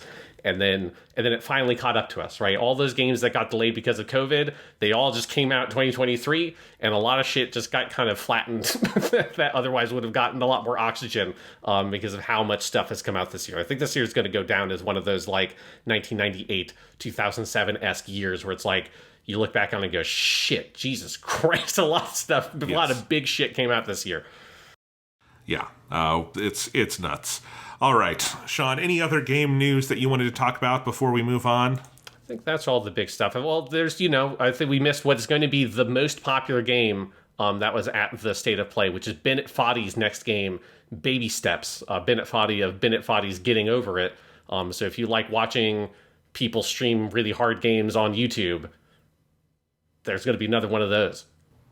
This looked horrible. I know some people were like laughing at it. I thought it looked awful, in part because the trailer, they never shut up. It's like they're constantly drawing your attention to the fact that it's a joke. Unbearable. I could not get through that trailer. It looks awful. I can't. I hate Sony for fucking shoving this in my face. Yes, well, I didn't even watch the trailer. All I know, I just looked at a paragraph saying that the new Bennett Foddy game's coming out. But I know that, like, streamers of games were probably just like, yes. They probably like were looking at their fucking bank account and then, hell yes, we're getting another one of these. It's like we can eat for another month because Bennett Foddy has released a new game. All right, well, I'm glad for those people. All right, you want to do some listener mail? Yeah, what do the listeners want to know? All right, Tony Chopper. I hope this is the real Tony Chopper, because I love Tony Chopper. It's Ike Otani. If we could, I wish we could get her to voice the server so we get the proper Tony Chopper here. But Tony Chopper is asking us, what movie or show has your opinion changed the most on over time, for better or for worse? It's a good question. It's a big question. I have a lot of answers. Yeah. I have a lot of answers. There's a lot of movies that my opinion has changed on. there were a lot of, like, honestly, some of my favorite films ever are movies that I bounced off of the first time I saw them. Like Terrence Malick's The Tree of Life is one I've talked about. Hated that the first time I saw it. It's one of my favorite movies now.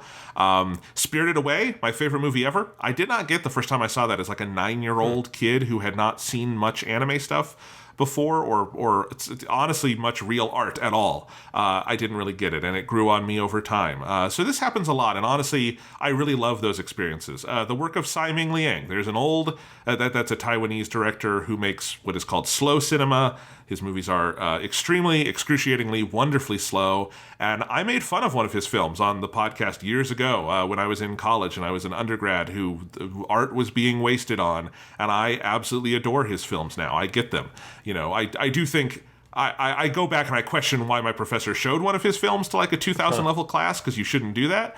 But yes, this happens to me. And those are definitely movies. I don't know if I have any like shows on the same level where I like bounce, because if you bounce off something and I feel like it's a longer term thing, you may not come back to it, or you might not watch enough of it to really get into it. So there's definitely ones where maybe I didn't get into a show at the time and then came back and got into it.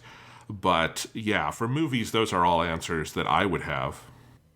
Yeah, I don't know if I have, like, nothing is like really jumping out at me as like a very big obvious one of something that I really didn't like then came around on. I mean, obviously I didn't have like the film school experience of like being shown a movie like that, because it's that thing of like that entry point as I have to have enough of an interest in it. I mean, for that equivalent, it would be something probably like the Canterbury Tales, which was pretty brutal experience going through reading it in Middle English in that class I took.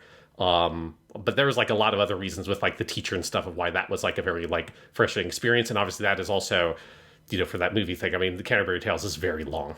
So that is a long experience to go through. But now I can reapproach it and really enjoy it, and I'm glad that I read it. So that's something on like in a literature side that is kind of like that. And there are lots of poems and stuff in terms of literature that the first time I read the poem, I was like, this is fine. And then as it kind of grows on you over time, something like T.S. Eliot's The Wasteland is just like, once you kind of really are able to digest it, you realize how kind of tremendous it is as a work of art.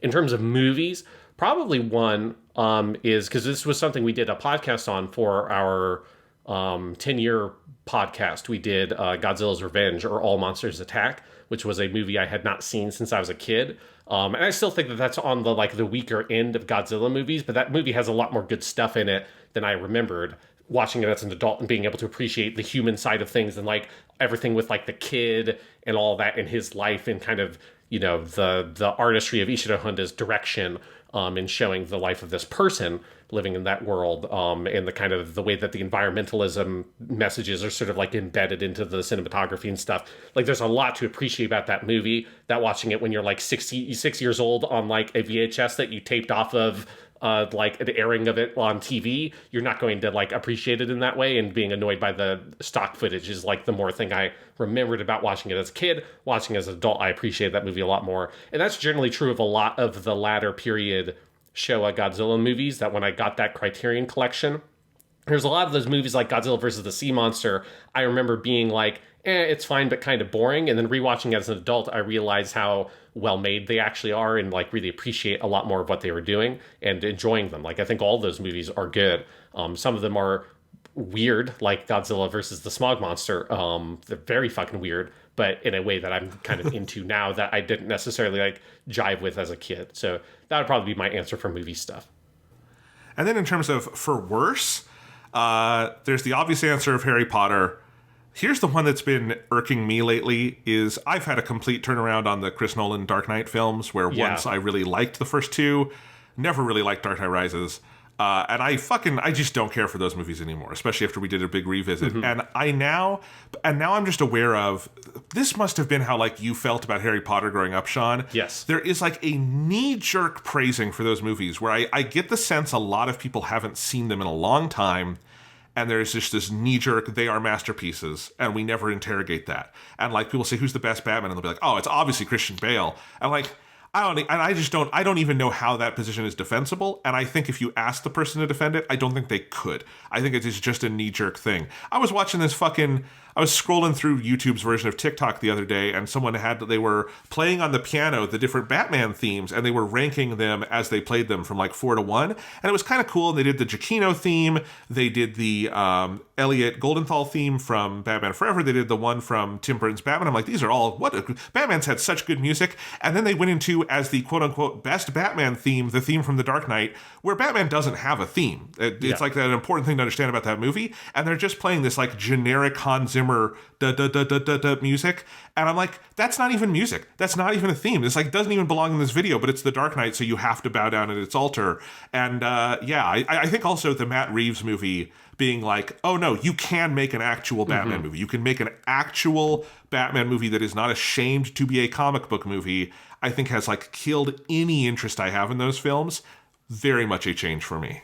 Yeah, I think I have I was never as big on those movies in the first place, particularly like The Dark Knight. I mean, I liked them. But I wasn't like, these are my favorite movies ever, ever, ever. Because there's just parts of like Christopher Nolan's style that I've never fully jived with. But yes, I think doing those podcasts, I would say that for like most of those Batman movies. Like I think like my estimation of the original Tim Burton Batman fell. My estimation of Batman Returns went up. Batman Forever and Batman and Robin are both worse than I had remembered them being. Particularly, that's where like you start to realize how cheap those movies look, which is something I would have noticed when I saw them on TV as a kid. And then you watch them on 4K Blu-ray, and you're like, oh shit! Like, oh my god, it looks like they put this together with like $20 and some fucking bubble gum. But then yeah, the Nolan ones were the ones where it was like, okay, and particularly like The Dark Knight Rises is the one that I think, particularly on rewatching it for some I'd seen it since the theater, so like, yeah, no, this movie, some of my like issues with this movie definitely like it was even worse than I sort of remembered, and the spots that I liked don't sort of shine particularly well years after the fact. So yeah, I would agree with you with the Christopher Nolan Batman ones. Trying to think of other ones that like I felt were worse on over time, and nothing super as big is coming to mind. I mean, there's just like a lot of stuff that I already didn't like that I like even less now. So like, I haven't watched it again, but Star Wars Episode 9, whenever I think about The Rise of Skywalker and that movie came out, I feel like more upset about that movie now than I did, honestly, even at launch. In some ways, this is the one where like, Marvel stuff, I feel like the earlier Marvel movies that I really enjoyed at the time, I have a hard time going back to those now because of how kind of oversaturated all that has been, that even like, like the early like Iron Man, Captain America 1 and stuff like that, I think it's going to have to be a long time for me able to go back to those movies, because it's just, there's so much Marvel stuff and we're so used to the Marvel aesthetic, even though those, the Marvel aesthetic has evolved a lot since those original films.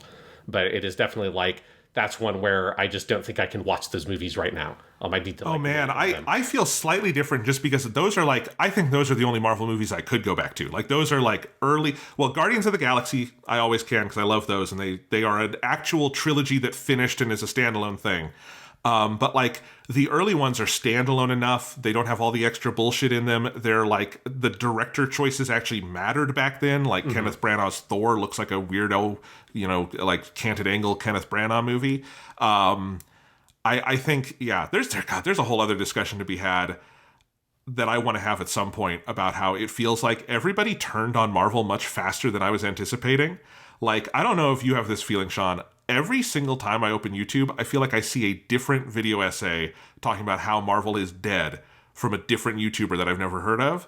And it is just fascinating that, like, it wasn't just, like, me and some other people getting off the Marvel train. It's like everybody's talking about how, like, they're over it because Marvel just played the last couple years post-Endgame, I think, as poorly as they possibly could have played it. Yeah, I think, like, I think a big thing is, like, the way the Disney Plus stuff played out as well. Like, I think it was just like, that was like an extra straw too much that really helped break the camel's back, where like, once you have this whole other side of things that now feels mandatory to some extent, that are these TV shows, but they also don't integrate smoothly at all, right? Like if you go from WandaVision to Doctor Strange 2, like technically there are a lot of technical connections between the plots of those two things, but the vibe and the sort of overall thrust of WandaVision does not smoothly lead into what Doctor Strange 2 does with that character. And so there's a real awkwardness that, I mean, it does the thing that, like, I feel like I talked about this like 3 or 4 years ago on the podcast, of where, like, the path that Marvel movies were walking down was like an accelerated version of what happened with the comic books. And it's like that has so much come to pass,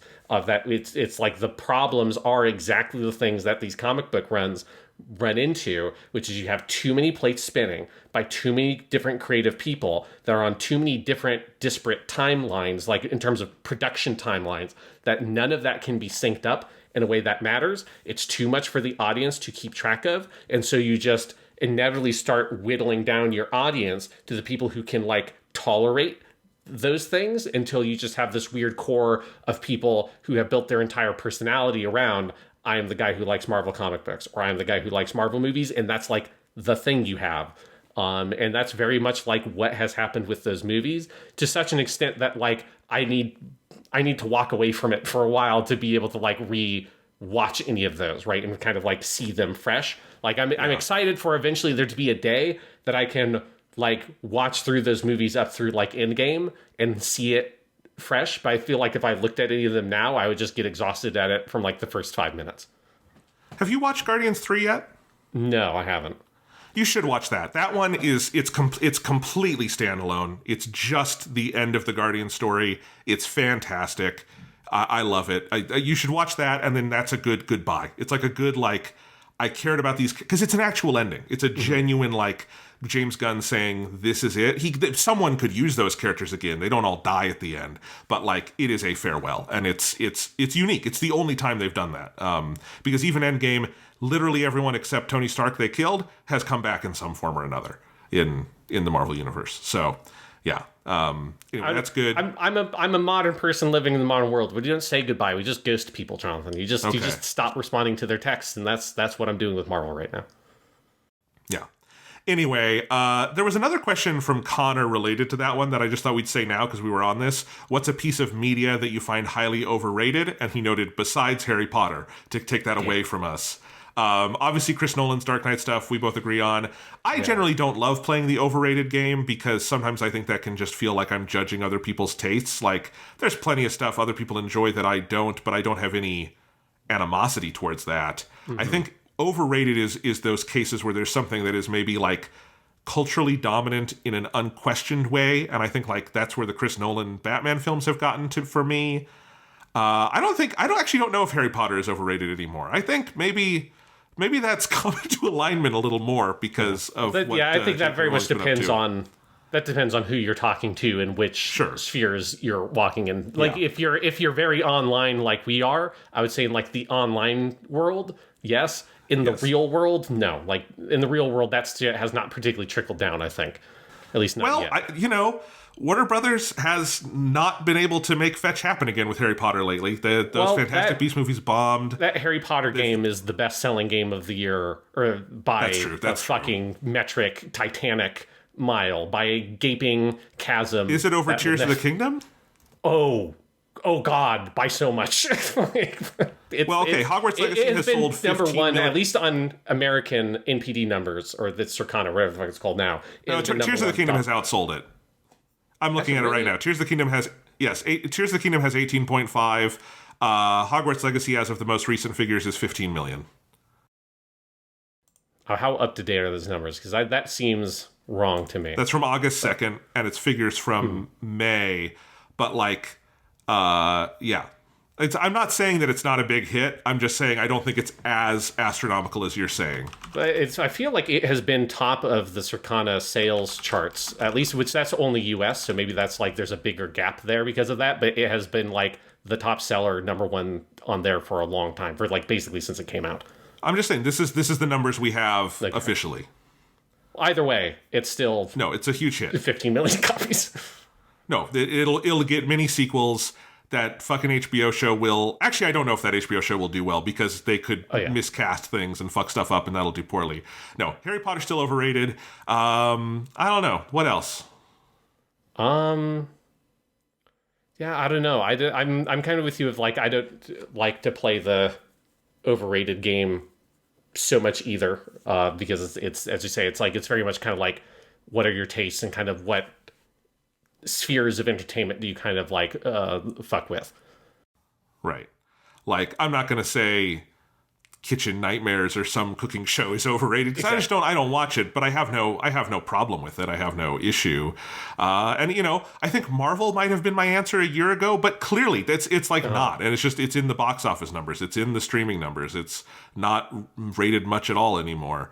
So there's that. Okay, Connor also asked you, Sean, specifically, what's the best adaptation of Romance of the Three Kingdoms?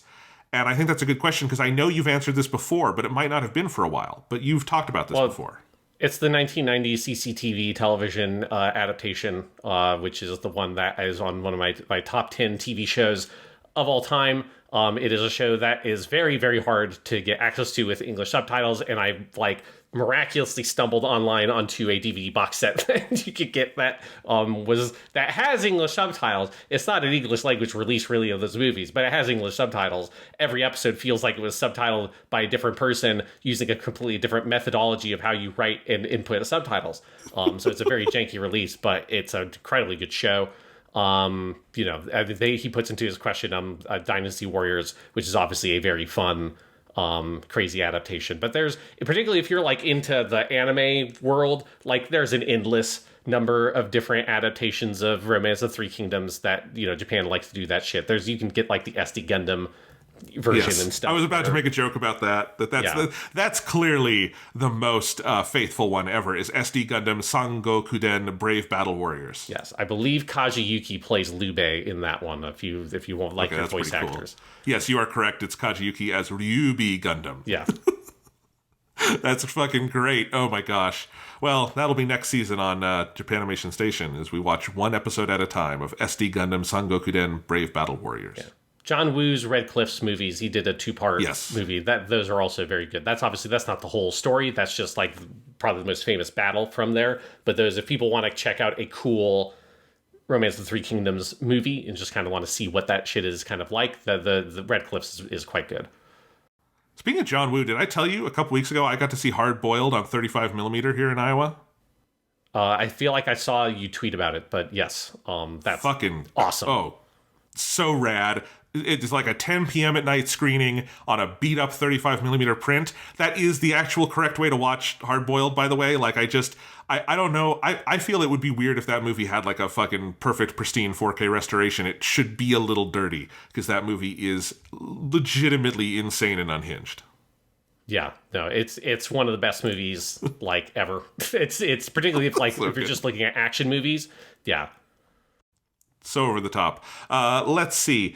If you could meet with anyone who was involved in the production of Mobile Suit Gundam, who would it be and what would you talk with them about?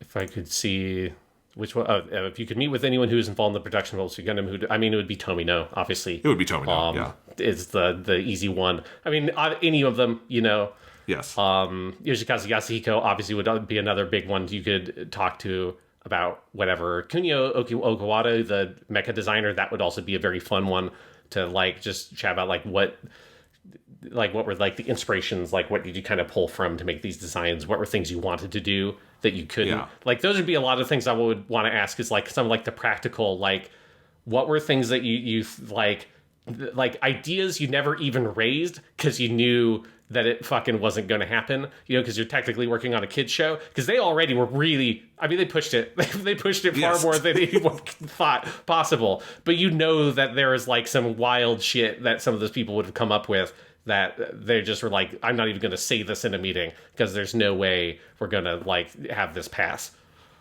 I would love to meet with Tomino. I would love to meet with Shuichi Ikeda. The thing is, I think these people would be way too intimidating to me. And also, don't suffer fools. I think the answer of the person from Gundam I would probably have the best time talking to is Toru Furuya, because he seems from everything I know about him, probably has the most patience for someone fanboying and being inarticulate, which I absolutely would be if I ever met these people. Toru Furuya is probably the most down-to-earth on that level from the original team. But Tomino would be very fun to talk to. I just feel like I would have to be very prepared going in. Kind of the same as if you were ever to meet Hayao Miyazaki, he would strike you down pretty quick if you didn't know your stuff. Yeah. Yeah.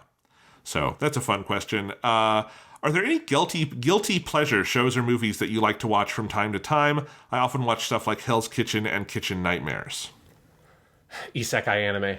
That's definitely it's just like, just super trash anime. That's my guilty pleasure stuff.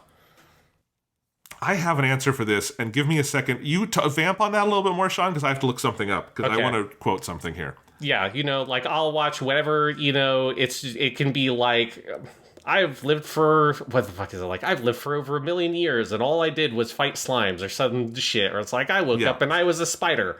It's just, if you can give me a title that is a longer sentence, and just is more incomprehensible and is something about being resurrected in a parallel world, I'll fucking watch it. It's probably going to be garbage. I woke up in the parallel world and all I had was my smartphone. I'll at least check out like 2 episodes, and then jump out on it. So that's, it's a good time. The key is you don't commit to them. I usually don't watch all of it. I'll just check out, like, I want to see what the 2 episodes are. 2 to 3 episodes, and then if it's actually okay, then maybe I'll go through the whole season. But usually I'll watch a couple episodes on Crunchyroll and then bounce out and be like, now I know just how trash garbage that show is. Like, I want to see how long can they hold on one shot of a person without anything moving other than their mouth. Like, if we can go like a solid 45 seconds, that's the only thing on screen, you're dealing with some like special low production shit. I love it. Okay, my answer, I found this. I had to look it up because this was... I'm working on a project that is going to be coming out. It's... I have not announced it yet, so I don't want to give too many details. I have a new book I've been working on that will be coming out in the next month or 2, independently published. And it involves a lot of movie reviews and a lot of new stuff I've written. And one of these I built around the term guilty pleasure and talking about how I really have never embraced that term for anything because I don't really like the term. Until I revisited this one specific thing that I realized is absolutely a guilty pleasure for me, and that thing is Star Trek Into Darkness, the second J.J. Abrams Star Trek movie, which when I rewatched all the Star Trek movies last year in my crazy OCD, fantasy going through and watching all of these, like Star Trek Into Darkness is a bad movie. It's just like, it is a bad film. I think it is so unhinged. It is so crazy. It is so weird. Like, every choice it makes is so bizarre. It is so weirdly funny in like unintentional ways. I genuinely could watch that movie kind of any day of the week because I think it is fucking fascinating and absolutely a guilty pleasure. That is a good weird. Does that also fit into your, like, here's the thing that my opinion has changed on? Like, is your opinion changed that it is better, or is it that it's become a guilty pleasure? Like, is there a distinction there? That's a good one. Because I looked back when I was writing some of this, and I realized my original review of that movie was more negative than I remembered. I kind of thought that was one I liked and then grew to find stupid. I always thought that movie was stupid. Oh, yeah. I remember the podcast. I remember things thought it was stupid. I mean, yeah. I thought it was stupid, too. Yes. So anyway, no, I've definitely... So yeah, my opinion has improved on it in the sense that I find it more entertaining and it has become a guilty pleasure. Like, my conviction that it is a bad movie has probably strengthened. But here's the thing. If you were asking me to rank all 13 Star Trek movies, I would put it ahead of the 2009 Star Trek, the first Abrams movie, purely on the level of I think it is a much more entertaining movie and it is weirder. And I don't think that 2009 Star Trek has aged particularly well. But I think Into Darkness... who fucking cares how it's aged? It's weird. There's nothing else like it. It's so bad. It's Benedict Cumberbatch playing fucking Khan and going around like clawing people's eyes out. And it's a RoboCop, yelling on the bridge of a starship. Peter Weller. It's great.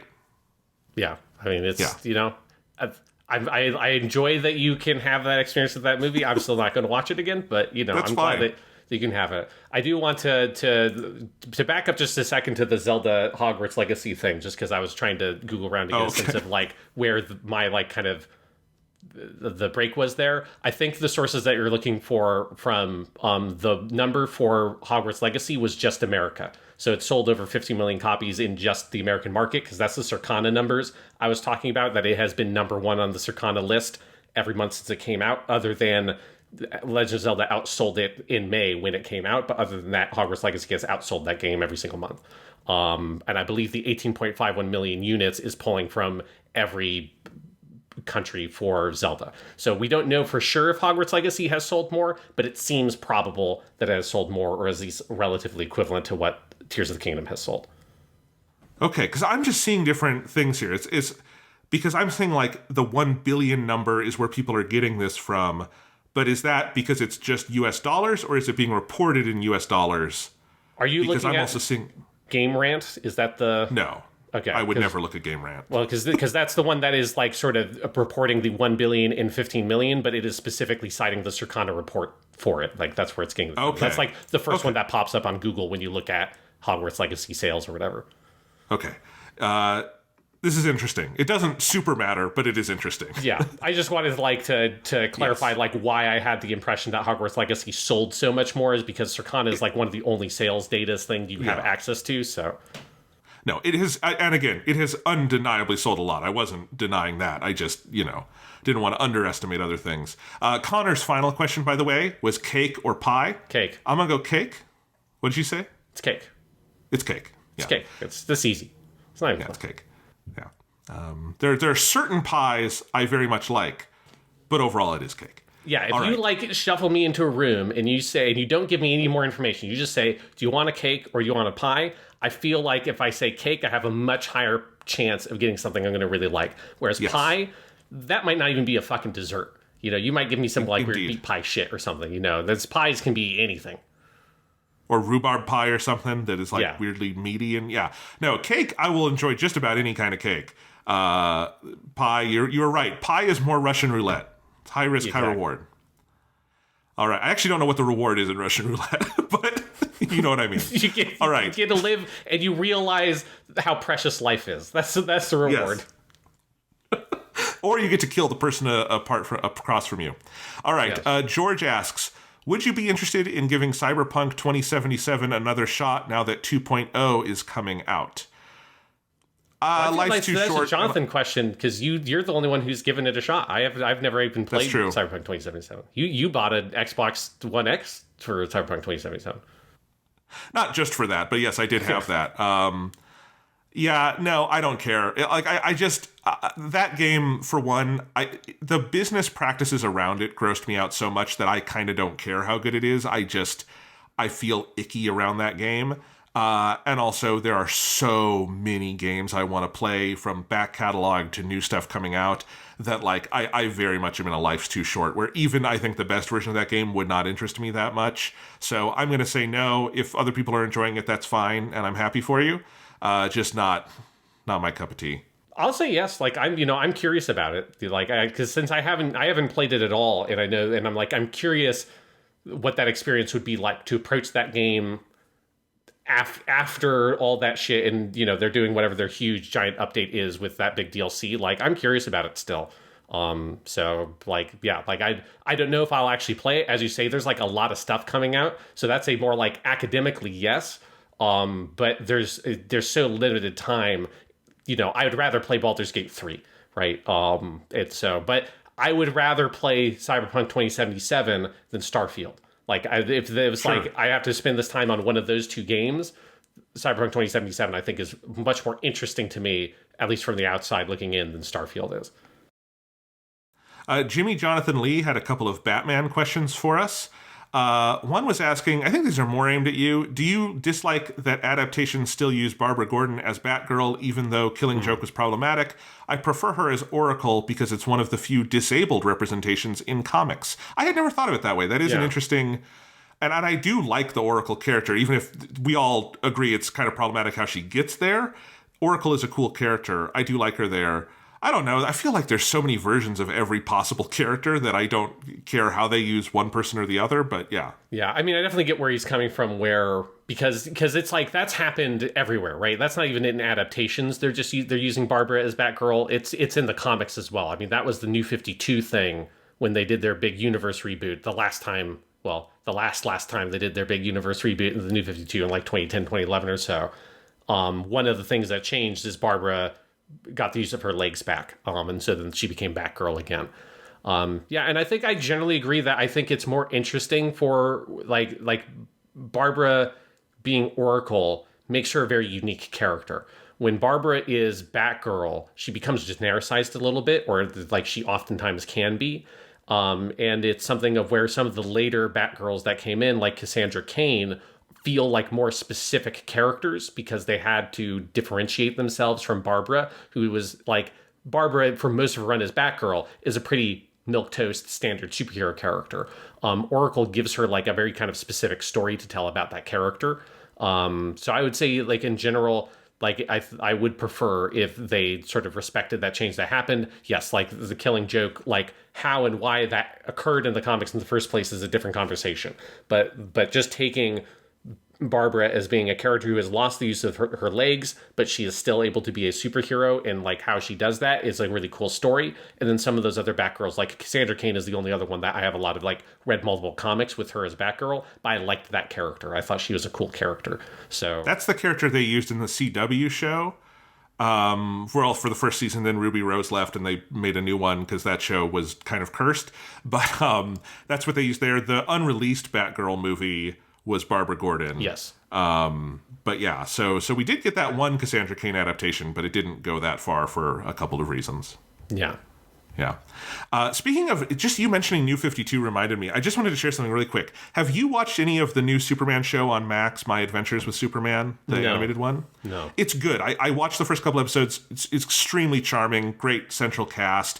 It's Clark, Lois, and Jimmy, and they're, younger. Like, Clark is just learning about his powers, so, like, Superman takes punches and gets hurt and that kind of stuff, which is kind of fun. It's animated to look very much like an anime.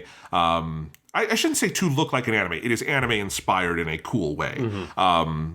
So I was enjoying it. My favorite moment, though, is when Superman gets his suit. He comes out of the pod, and he's got the New 52 suit on, where it is just the red cape and then all blue with no red around the middle.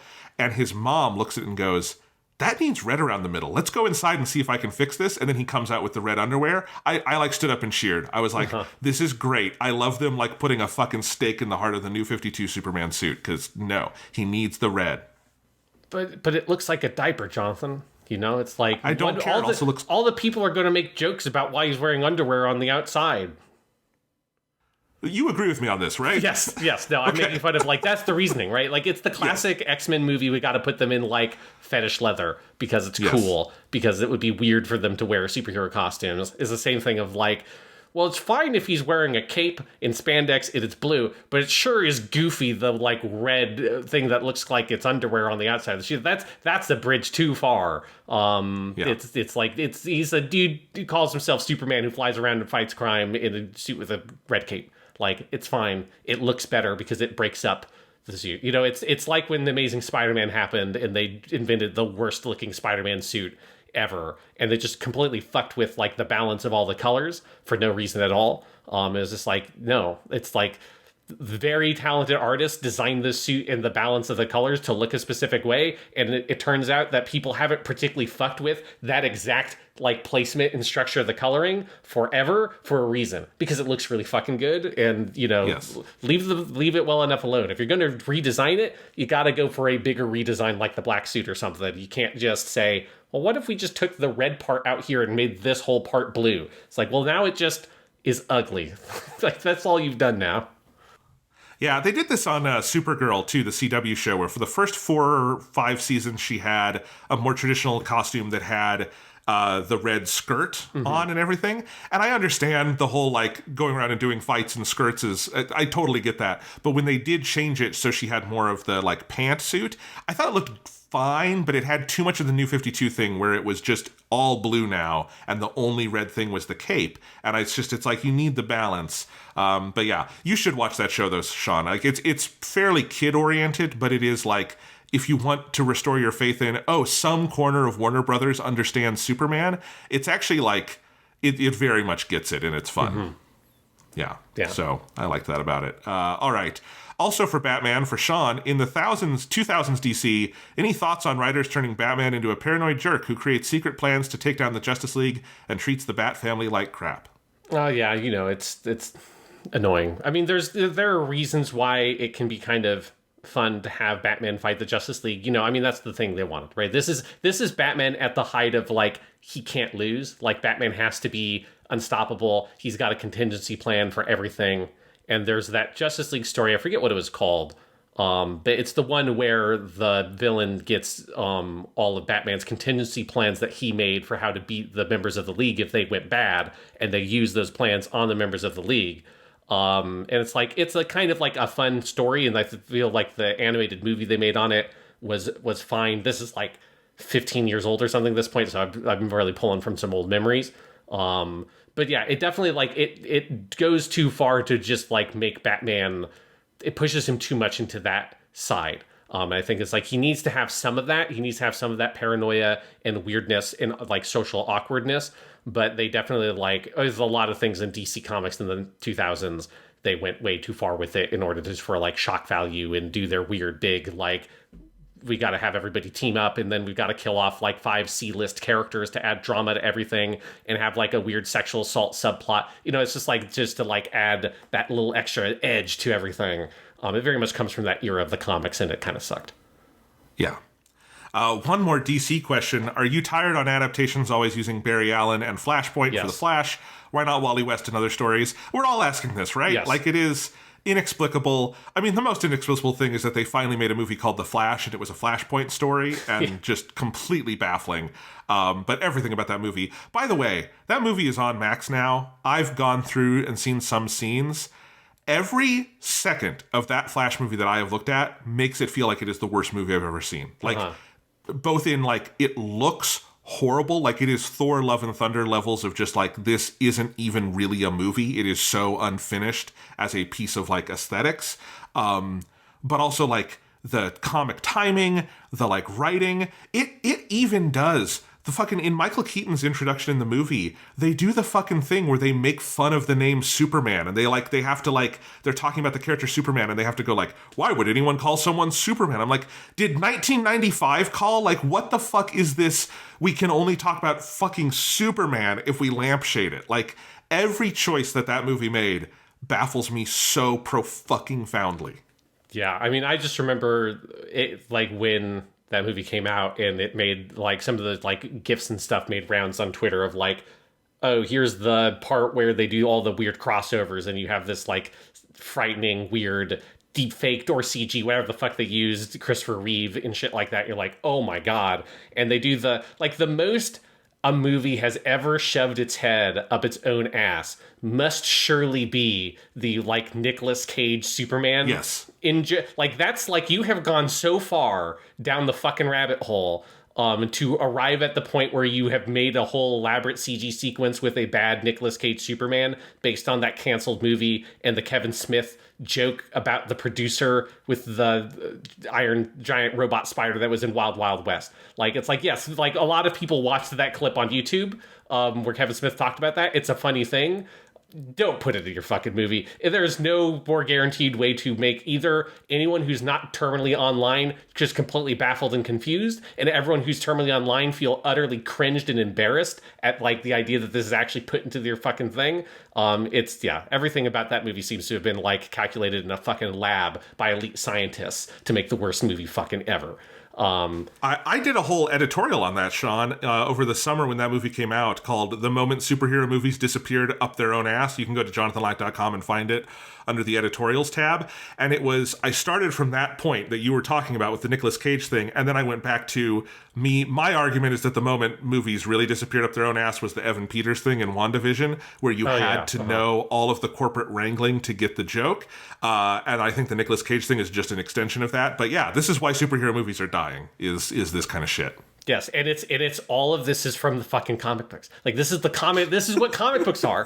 Like, this is that 2000s DC question. It's this shit. Like, it's all this shit. Like, this is what happened. This is why nobody reads superhero comics anymore. Anyways, the Barry Allen question. Yes, anybody I think from our generation who like grew up liking Flash stuff, they almost guaranteed were introduced to the Flash through the Justice League cartoon because it was super popular. Right, because this is the same like team that made Batman animated series, Superman animated series, and they made Justice League and Justice League Unlimited. Fucking amazing cartoons. And again, I would argue most kids or people who are kids around our age, like, they got introduced to these characters through that lens in terms of like not stuff that's just like, you know what the Flash is, but you're actually seeing the Flash dramatized on screen for you. And that was Wally West in the Justice League cartoon. And Wally West is a way more interesting character, kind of for the same reasons as the Cassandra Cain thing, right? Like all of those really old school DC heroes, I guess like mid old school, the really old school DC heroes are like the Golden Age ones, right? That's a different Flash, that's Jay Garrick, whatever, Flash. But in terms of the like Silver Age reduxes of a lot of those heroes, like Barry Allen as the Flash or like Hal Jordan as Green Lantern, they are just the most bland milquetoast characters ever. They are like the reason why Marvel was super successful with like stuff like Fantastic Four #1, because when Marvel came out with Fantastic Four and then Spider-Man and Thor and the redone version of Captain America, right? Iron Man, the thing that made those characters stand out is that they were like characters. They had very specific personalities and issues and things they were dealing with that were very specific to them, and they represented certain kinds of people that lived certain lives. Barry Allen and Hal Jordan and those kinds of characters, and honestly, like Clark Kent from that period, Bruce Wayne from that period, like they're just very generic white dudes, and that's it. Like that's their whole characters. They're like middle-class white dudes, and that's it. They've got nothing else going on, and it's more just like they are their superpowers, and that's it. And that's what so much of those Silver Age DC comics were like. And then eventually, when the characters got updated and they had to do like new versions of them, or Wally West obviously kind of comes out of having been a sidekick, well, they have to differentiate themselves from that sort of generic template character. And so when you have Wally West or you have John Stewart, who was the Green Lantern on the Justice League cartoon, they have to be much more specifically characterized to distinguish them from their predecessor. And so Wally West is like, he's much sort of sillier and goofy, but he's got this real heart of gold underneath this very sort of like casual attitude he has. I mean, he seems to never take things seriously, but there's something like truly honest and good about him deep down that's even like deeper than any of the other superheroes. That's kind of how he's characterized on Justice League. He's got a much more sort of grounded human perspective than the other characters, even though he's the Flash. And then John Stewart, the Green Lantern, he comes from a military background and he's black. And so he has a very different perspective than the other superheroes because of the world he grew up in. And Hal Jordan is just like a guy. I guess he was an Air Force pilot, but it's like he's just a dude who ended up with superpowers. And so, yeah, it always bugs me that we are still stuck on reiterating those versions of the characters when the cartoons I grew up with already realized that those characters sucked, and it was more interesting to pull from the later characters that came on that were more well-written and had more interesting material to pull from, rather than just going with the one that is quote-unquote the most classic, which just feels like the instinct everyone goes with now. Yeah, I feel like Spider-Man fans are pretty blessed that Miles Morales has been embraced as much as he is, because I think we're probably... I honestly think because a lot of people are growing up with Miles Morales that we might even get to a point in somewhere in the near future where he overtakes Peter in terms of kind of general popularity. But we have not been forced to only have Peter Parker, which has been nice on that side of things. It has made Spider-Man a more dynamic character in animation and video games and all sorts of places. But yeah, I agree with all of this. I also think like Warner Brothers pretended that the 9-season Flash show on the CW never happened, but it did happen, and a lot of people saw it. And part of their problem with their whole conception of the Ezra Miller character is that it was also Barry Allen, and they were doing the exact same Barry Allen story under the surface with his mom and dad and all of that stuff. And like, it's just baffling that they didn't choose Wally West or another version of the Flash. Go back to the first Flash, the Jay Garrick, just someone else, because they'd already done Barry Allen for 9 seasons on a show that was available free on everyone's TV. You know, it wasn't cable. It was just normal terrestrial television. And I think they forgot that. Yeah. I would say they should do Wally West for their next Flash at DC, but I am pretty confident that after the Flash bombed, that I think they have probably gone around at the WB Discovery headquarters and put up just big posters with a picture of the Flash and a big fucking like circle and arrow through it saying no. And I think that is probably the one thing James Gunn is not allowed to do with DC. I think the Flash is scorched earth, and I don't think they are ever touching it again in live action. I think they are done. Yeah, I mean, we'd have to be decades from now, it feels like. I mean, you know, The Flash is like a sort of, this is going to be in your, like, movie, like, history of Hollywood films textbooks as an example of, like, one of the biggest bombs ever. It's like, it's so huge. And yeah, it is It sucks because the Flash is rad. If you do the Flash well, Yes, the he Flash is. is such a cool character, especially if you do Wally West, because he's really fucking cool. And he's got really cool powers. And a cool Nine-season suit. TV show. People like this character, but like I think it's the combination of the Ezra Miller of it all, the movie bombing, and possibly, I think, when the history of superhero movies is written, it being the movie that is given as kind of like what Hello Dolly was to the musical. It killed the genre. I think The Flash is the Hello Dolly of superhero movies, and I think that is why I think the leadership at WB is going to be saying the Earth is salted here, and that character is off limits. Yeah, they're like, we gotta pull the Superman ripcord, guys. It's like we gotta, we still got Superman. I know that like we haven't been able to figure out what to do with this character forever, but he is still one of the most recognizable characters in pop culture in the entire world. We still got him, so it's like we gotta put him out there, man. It's like the only way to like sort of like try to cleanse the stench of Flash from our brand. Indeed. All right. Finally, Jimmy Jonathan Lee did ask, since you guys love Tomino's work, are you interested in checking out his non-Gundam stuff like Ideon? Well, yes, Sean has seen Space Runaway Ideon and loves it, and we are absolutely, one of the upcoming Japanimation Station seasons will be Tomino-thon, where we watch all of his non-Gundam stuff. We don't know when exactly we're doing that. Right now we're working on the Kyoto Animation season, but it will be in the near-ish future. I know people ask for it every time. We've been working on it. Part of this is behind the scenes. We are trying to find some of Tomino's early stuff that is hard to find. And that has been also a delay. Like, part of the reason doing KyoAni or Lupin the Third is it's just a lot easier to get your hands on. Tomino-a-thon will be a little bit more going into the archives, but yes, it is coming. Yes, and probably like in the not, it's not going to be like 5 seasons from now or anything for Kyoto Animation or for a Japanimation Station. So yeah, it's something we really want to do.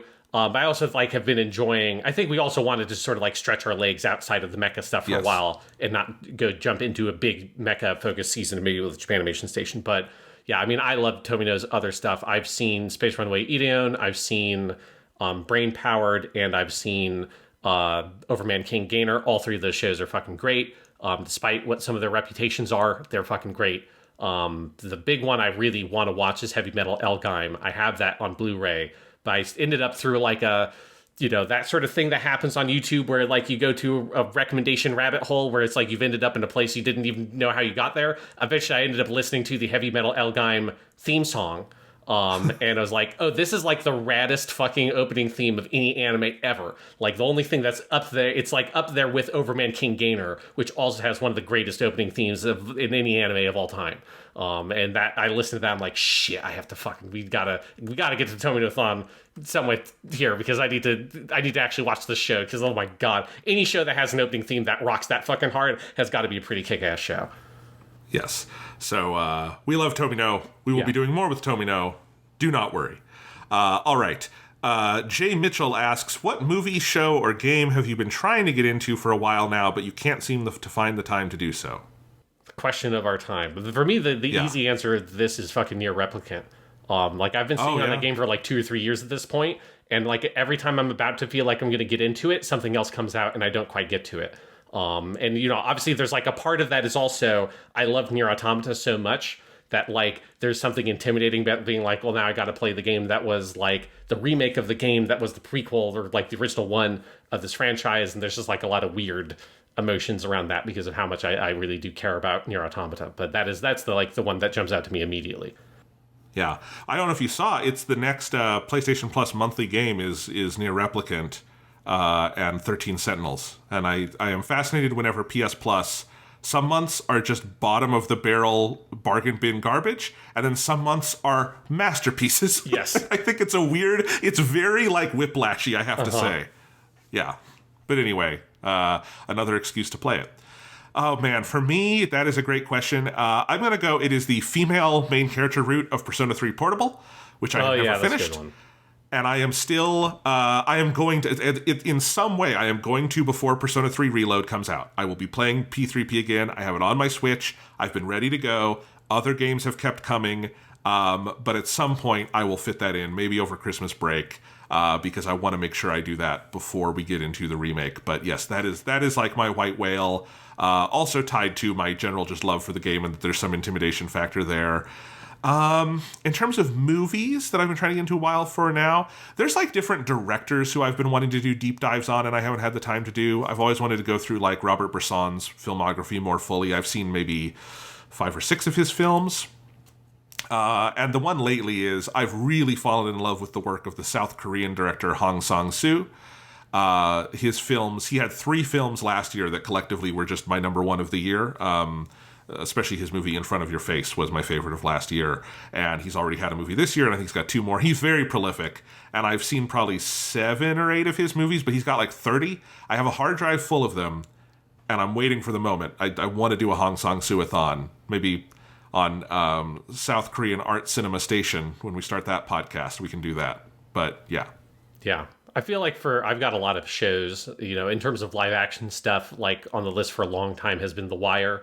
And then also more recently, Better Call Saul, since that finished. I would have probably watched Better Call Saul if I hadn't gone so deep down the Ultraman rabbit hole, which took up a lot of my live action TV time. But those are definitely 2 shows that I want to get to. And then like the list of anime I want to watch is just like, it's fucking endless. And some of it is like dictated by what's like easily accessible. But there's a lot of like old 70s stuff in anime that I really want to find the time to watch. But also like some of them are just ones that haven't been released yet. At least I'm like I'm waiting for like Discotek to get the rights to like all of Ashita no Joe, because I want to watch that show so bad. Yes. I know it's like Reputation. It seems so good. They've got like one of the Ashita no Joe movies, but they don't have the show yet. So it's like I really want to watch that. I mean, a lot of like Osamu Dezaki stuff I really want to watch. I've got some like Dear Brother. I've got his show on Blu-ray. But yeah. I specifically want to do an Osamu Dezaki season of Japanimation Station at some point. Mm-hmm. And I think once we have more of Ashita no Joe, we already have Aim for the Ace from Discotek. We have his Treasure Island. I think like we can, once we have some more of that, I think an Osamu Dezaki season is a absolute must for you and me on Japanimation Station. I've been thinking about this also recently. I really want to watch the original Sailor Moon anime. Like, me I want to watch that in Japanese. I have the Viz Blu-rays. Yeah. Because it's that one of those things of where I watched like random episodes of it back in the day. But it's like there's something like this is like a year ago or something. I ended up watching like just some clips of it, being like, shit, I gotta watch fucking Sailor Moon, don't I? God damn it. Well, I will do that with you anytime if you want for the podcast, because I do have the first Viz set, and I will get the Viz is very hit or miss on the Blu-rays they put out, but apparently their recent run of the Sailor Moon, the re-releases they did are really good. Yeah, they redid their releases. That was like, I think that was around the time I like really started feeling it. It was like when the drama happened, like the original Blu-ray version was bad, and then they did a redone version, which is a lot better, and I have the first one of those. So yeah, maybe at some point. Yeah. Obviously, we've got a lot of topics lined up for Japanimation Station. But Sailor Moon, that's it's a long-ish show, but it's not One Piece. Like that could be a mini season or something. That could be fun. Anywho, let us know if you want that. Kind of feedback matters. Other one, just for fun, I don't think I've even told you about this, Sean. I've been slowly working my way through Deadwood, which is like one of my favorite shows ever, but it's a show that just takes an amount of focus that I like to focus on it. I did over the summer watch season 1 again, and then I watched season 2. Season 2 is even better than season 1. Yep. The season 2 premiere, the 2-parter, A Lie Agreed Upon, I might pick as the best episode of dramatic American television I've ever seen. I think it's just an unbelievable masterpiece of direction and writing. Is that the one that ends with Seth and Al Swearingen like fighting in the mud at the end? So that's the inciting incident for that 2-parter, and it's the 2-parter is part 1 is the daytime and ends with Seth walking away from his house where his wife and kid are and writing them the letter, and then part 2 begins and it's the nighttime as he goes back to try to get his gun and badge back from Swearingen and all of that stuff. It's unreal how good that is. If you put those two together as a movie, it's one of the best movies ever made. Yeah, because that's where, at the beginning of that, like, after they have the fight and Al Swearingen's going to fucking slit his throat or whatever, he looks up and sees Seth's family has just come in. He says, welcome to fucking Deadwood. Yeah, it's so good. It's unreal. And I have not started the 3rd season because when I finished the 2nd season is, I think, right when we jumped into watching the KyoAni shows. And so I've been putting it off, but I have the 3rd season and I have the movie. I've been watching them all on Blu-ray. I have them all here. They look great. But that is, I will get to it soon, but I just haven't finished the show yet. Yeah, I think that's like one of the reasons why I haven't gotten into The Wire is I know it's a show I really want to focus on. So it's like, it's going to be a show I need to watch over the summer or something.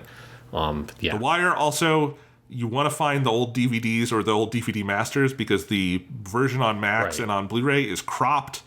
Fuck that noise, because that show is too good to be cropped. All right. True Life Dude asks, Sean, what is the best Hatsune Miku song, and why is it Bless Your Breath? So I hadn't actually heard Bless Your Breath until I saw that this question on Twitter before you started recording. I took a listen to it. Bless Your Breath is very good. That song came out like 4 years ago, so that's a little bit after, like anything that came out after that, the PS4 rhythm game, I'm probably not fully caught up on. But yeah, there's a lot of really good Hatsune Miku songs I really love. Probably like the one that jumps out to me is like, it's not necessarily my favorite, but it's like when I think of a Hatsune Miku song, the first song I think of is Weekender Girl. Which is, if you played the rhythm games, that's the one where she's like on a stage in space with all like the like PlayStation controller symbols, and she's dancing around and shooting those. Like that is like the most, this is a fucking Vocaloid song ever. It's like if I had to show someone one song and music video to make them understand what Hatsune Miku music is, it would be fucking Weekender Girl. And that song's an absolute jam. It's great. There's lots of really good ones though. I particularly like Ai Kotoba is a very classic one, and it's got like, there's like a bunch of different kind of variants or like sequel. I don't know what you call that, like a sequels to that song. There's like Ai Kotoba 1, 2, 3. I think that person, Deco27, I think is the one who makes those. I think he's gone all the way up to 4, which are different variants on, evolutions of that song. But Ai Kotoba's an absolute classic. I really like Rolling Girl. Rolling Girl is really good, particularly if you watch the hand animated music video that came out with that one. It's like a very classic like 90s girl punk anthem kind of song, and it really kicks ass. So Rolling Girl would be really high up there for me. Trying to think of some others, like Stargazer is really good. I think that's one of those, Jonathan, you recently asked me for like stuff related to Japanimation Station to send you some of the recommendations for the music videos. Stargazer is like, it's a great song. It's a very emotional song. The music video in that fucking game though is the best, because there's 2 songs both by the same guy, and I think the songs are kind of disconnected, but the music videos, they created a story that's about like Hatsune Miku is like in love with a guy. It was like she's like married to a guy who's an astronaut. You only ever see him in a spacesuit, but he goes off on like a space mission, and this whole classic like sci-fi space thing of like he's gone in space. By the time he's come back, like time dilation shit has happened, and Hatsune Miku fucking has died on Earth, and like he's coming in, and he like burns up in the atmosphere on re-entry, and he grabs his fucking wedding ring, because all throughout the music video they do these shots of the wedding rings. He takes his wedding ring, he opens up this thing that has all like the precious meteorites and space shit he found, and he puts the wedding ring in there and shuts it, and then it implies he dies upon re-entry, and then it ends with a shot of a fucking tombstone that says like, and they were reunited forever in the stars, and the 2 wedding rings are there on the grave. And it's like such an emotional fucking music video for this Hatsune Miku thing. And of course you got to watch it with Sonic Miku as Hatsune Miku. And it's like, they're really good music videos. It is a very powerful song, Stargazer, but it kind of cracks me up because of how powerfully melodramatic that music video is. But the song on its own is also great. So those are some. Can I tell you my favorite? Yeah, go ahead. Yeah, my favorite is this new one. It's called Recapture. It was premiered this summer, and it's actually the theme song to season 4 of Japanimation Station. What? That's crazy. This is the new song that Thomas, my brother, wrote for us that has Hatsune Miku and Kaito on it. And I think it's great. And I will say I'm a little biased because in editing the theme song, I've heard it literally hundreds of times because that's how editing works. So I might be slightly Stockholm syndromed on it, but I genuinely do really like it. The way Thomas does some really good stuff with Hatsune Miku's singing voice and everything, and this song I love the first theme song he wrote for us, Welcome to Japanimation Station, that you did the lyrics for, but this one, he has this whole thing at the end of where we're going on a Kyoto, all of that. It's like been stuck in my head for months. Again, if you don't do video editing with this kind of stuff, you might not know just how much you have to hear the fucking song, but I really do like it. And so that's a good Hatsune Miku song. Yeah, that is a very good one as well, yes. And we actually have a second original because we're going to have an end theme for the first time as well. Thomas, I didn't even ask him for that one. He just made it. He's crazy. It's the power of Hatsune Miku. Like once you've stepped into that world, it just consumes you. So if you like Hatsune Miku, you should listen to Season 4 of Japanimation Station, because there will be original tracks. Exactly. Pretty cool. True Life Dude also asked, do you guys have any formative live music experiences? No, I'm not a big live music guy. Like, I've been to a couple of concerts, but it's just not it's not really my scene. So I wish it was my scene more. I haven't been able to do it in a couple of years. Obviously, there was the pandemic. I also have my dog now, which makes it... Here's the thing. We don't get a ton of live music in Iowa City. Mm-hmm. All the bands I want to see, the biggest place near me they're going to go is Chicago. So it's like a 4-hour drive. So that's why I like, Paramore came through Chicago. I wasn't able to see them. Also because tickets are impossible to buy anywhere now. I wasn't able to get Taylor Swift tickets. But I do like live music. Formative for me would be stuff like, in terms of like my earliest memories of live music, I did see Paul McCartney at the Pepsi Center in Denver when I was like 15. And that was super cool to see, one of the fucking Beatles playing, both his later stuff, but also like original Beatles tracks live was wild. He actually puts on a very good show. Let's see, later on, obviously I'm a big Bruce Springsteen fan. I have seen Springsteen 3 times. I've not seen him on this current tour because the ticketing situation, if you didn't follow that, to be fair, it's not just Bruce, it's everybody, but like... The monopoly that is Ticketmaster has gotten so bad that tickets are being sold basically like airline seats, and it's just impossible to get anything.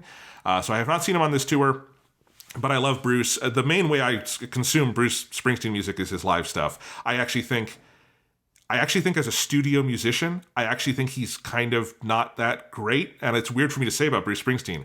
I just think he and the band are so much better live than I think they are in a studio generally. There's a couple of albums where that's different, but so I have 60 shows in my, music library of him over the years, and that's how I mainly listen to it. And then, I saw him on the Wrecking Ball tour twice in 2012 and 2013, I think. And then I saw him on the River reunion tour in 2016 where they did the River in full. All of those were in Denver. One of them was in San Francisco. That's where I saw him the first time. That's the only time I've traveled long distance for a concert was when I saw him in San Francisco in 2012. I saw Earth, Wind, and Fire at Red Rocks once, which has always been one of my favorites because I just went because I think my mom had tickets or something, and I wasn't that into it, and it turned out to be a really good show.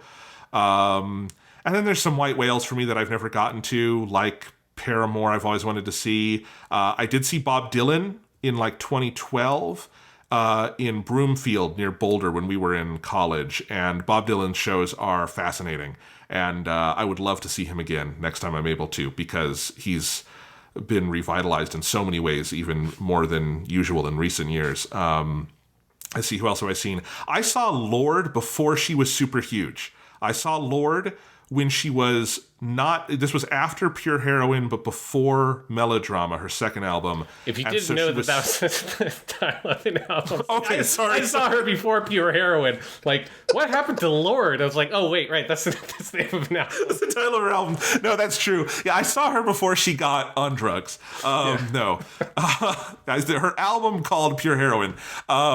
See, this is why she called it that. This is funny. Yeah. She was a teenager when she made that one. So, yeah, she was probably 16 or 17. I was only 20. But this is when we were in college, and she was playing it was the same center that Bob Dylan played in Broomfield. Now, I wasn't able to see her on the Melodrama tour because she was playing the Pepsi Center and it was sold out. So I saw her at a pretty more intimate venue, and I was right up front. And that was really cool. And she puts on a great show and is very physically involved. So those are some of the concerts I've done. Yeah, that Lorde one is one of the cooler ones I have. I saw Childish Gambino, Donald Glover, before he was super big. This was I think Camp had come out, which was his first studio album. That was at one of the venues downtown Denver, kind of standing room only club kind of thing. And what was funny about that is that he had a complete unknown opening for him named Chance the Rapper. And this is before Chance had any of the big mixtapes or albums. And I didn't actually love him at the time. I thought it was not the best I'd heard. And then I've liked some of Chance's stuff that he did after that, like Coloring Book, his mixtape. But then, and then Childish Gambino was a really good show. So those are some of mine that I'm running through in my head. Yeah, I think I don't ever get to talk about music, but I'm a big music person, and so if you ever have questions, just send them my way. Yeah, because I like live performances of music in the sense of like I don't like the crowds, right? So that's why I don't like going to concerts, because it like whenever I've done it, like I've never been able to actually focus on and appreciate the music. But it's like, but the thing you said about Bruce Springsteen and liking his like the live music albums more than the studio albums, I really like.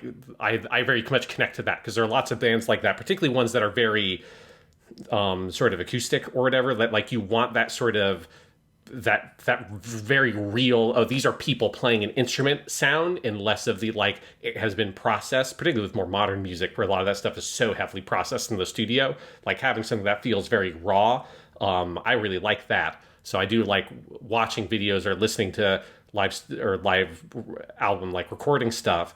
But it's like I just don't, and I don't like the vibe with like the big crowds and all that kind of stuff at those kinds of concerts. And it just like it's never been a way for me to be able to actually like focus on the music. I think like one thing I would like to do more of at some point is like a lot to like do is go to more stuff. Like I was thinking of this because Genshin is doing it, of going to like a more sort of like symphonic orchestra kind of live performance where the venue is so much about the like we are here to sit and really appreciate the music, and it's less about the like it's a concert. It's more like music. Like I think I would jive more with that as a live experience. And I really wish, like, there's nothing like that would be an easy one for me to go to for the Genshin Impact, because they're doing a live concert tour around the world, and I would fucking love to go to that so much, but there's not a good one like near me and a good time to be able to do it. But like that, I have a story about. Yeah, that'd be the kind of live music I think I would actually more enjoy going to a show or a performance of live than like a big band. I did get to see the official Zelda Symphony at the Colorado Symphony a couple years, it was probably 5 or 6 years ago, and that with my brother. That was really cool. And I agree, that kind of thing is really fun.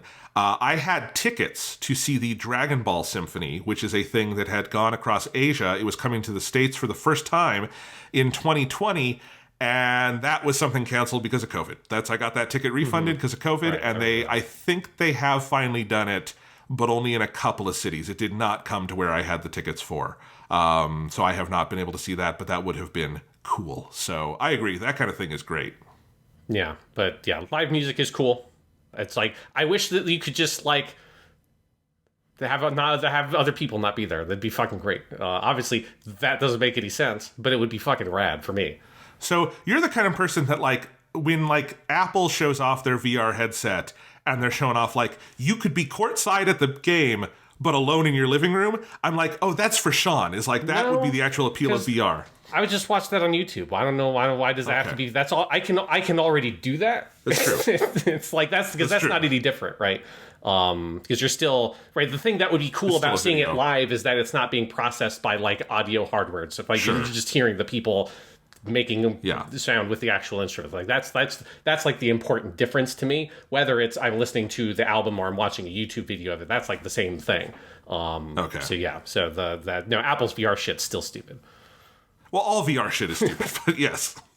We agree on this. All right. Final question, also about music. Vino Burrito. Since you guys took a dive into the VTuber sphere a while back, I'm curious, as I don't remember it being an especially big part of that podcast, have you delved at all into any of the music side of VTubing? I'm personally a big fan of Hoshimachi Suisei and her originals. Yes, I love Suisei's music. I think it's fucking absolute killer shit. She's got 2 albums. Both of them are phenomenal. She's got a couple of singles that aren't. I assume she's going to put out a 3rd album because she's got a couple of singles now that aren't on either of her albums. And she's also has another musical unit she does with, I think his name is Taku Inoue, who's like a music producer and composer, who used to be like the guy who did a bunch of songs for the Idolmaster franchise, and then he went independent. And she kind of paired up with him to make a group called Midnight Grand Orchestra, which is like one of the best band names ever. And they've done an album and a couple of singles, and I hope they do another. It's been a bit since the Midnight Grand Orchestra album. I really hope they do another, because that album is also just fucking phenomenal. But yes, I really like Suisei's stuff a lot. You know, like Stellar, which is her big sort of like iconic song. That's the one she did for First Take, which was really cool. It is one of like the most popular First Take videos ever. Like that song is absolutely killer. I really like Kakedo, which is one of hers. Bye Bye Rainy is one that I feel like I don't see a lot of people talking about in the VTuber sphere, but like her song Bye Bye Rainy, I fucking love. But yes, Suisei is like, of the music stuff, Suisei is definitely like the one that I follow, and I like actually like really listen to a lot of her music. Other musical artists in the VTuber stuff, like I do a little bit of Calliope Mori. She does a lot of rap and kind of hip hop stuff, which isn't like fully my thing, but I really like some of her music.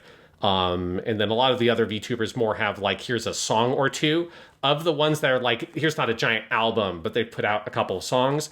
Nekomata Okayu has a song, I think it's just called Mogu Mogu, but it's so good. It's like the catchiest fucking song you have ever heard in your entire life. People have not heard it.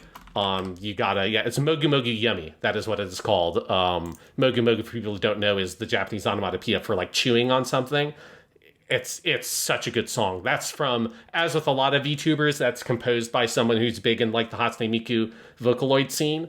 And that one in particular is just like I wish that they would put that into the Hatsune Miku game, because it's such a good Vocaloid style, super catchy song. But yeah, that's some of the VTuber music I like. That's awesome. Is the Suisei one Stellar? That's the First Take one? Mm-hmm, yeah. Is that okay? Because I'm looking at it right now. I have seen that one recommended. I hadn't watched it yet. I also just have to say, First Take, I love that every one of their fucking YouTube videos has the line, one take only, one life only, written in all caps in the description. That is the most heavy metal thing in any YouTube description. It's just great. Yeah. Can we come up with something like that for this podcast? Anyway, yes, I think that is a cool side of VTubing that I saw a little bit of during our big month deep dive into that, but not much more. I do have one funny thing I want to tell you, Sean, about VTubers. So in writing my dissertation, one of the greatest challenges I have encountered is when I throw out lingo and then I back up and I go, I have to explain that. Because like it's a fairly constant thing of, wait, no, I have to explain that. Sometimes I can do it with a footnote. Sometimes I can do it in the main text. I have not written the footnote yet, but there is a reference to VTubers. It's a line that says, blah, blah, blah, something, Twitch streamers, Let's Players, and VTubers. And what I've done is I've just put a footnote note next to each one of those, and I think it's a fairly funny sentence, because then because I'm like, I'm not going to interrupt the flow of the sentence for that, but I just know, like, I know the people on my committee, and I know some of them don't know what those three things are. VTubers is the one especially, and my plan at this point is just that note will be a link to our podcast on it, or something akin to that. It'll be like, this one's pretty hard to explain. It took me a month to learn. Here's the results. And I think that'll probably be the footnote. And I like the idea of someone reading my dissertation and stopping to listen to a 2-hour podcast about the topic. Yeah, that's very good. VTubers are great. Hoshimachi Suisei is great.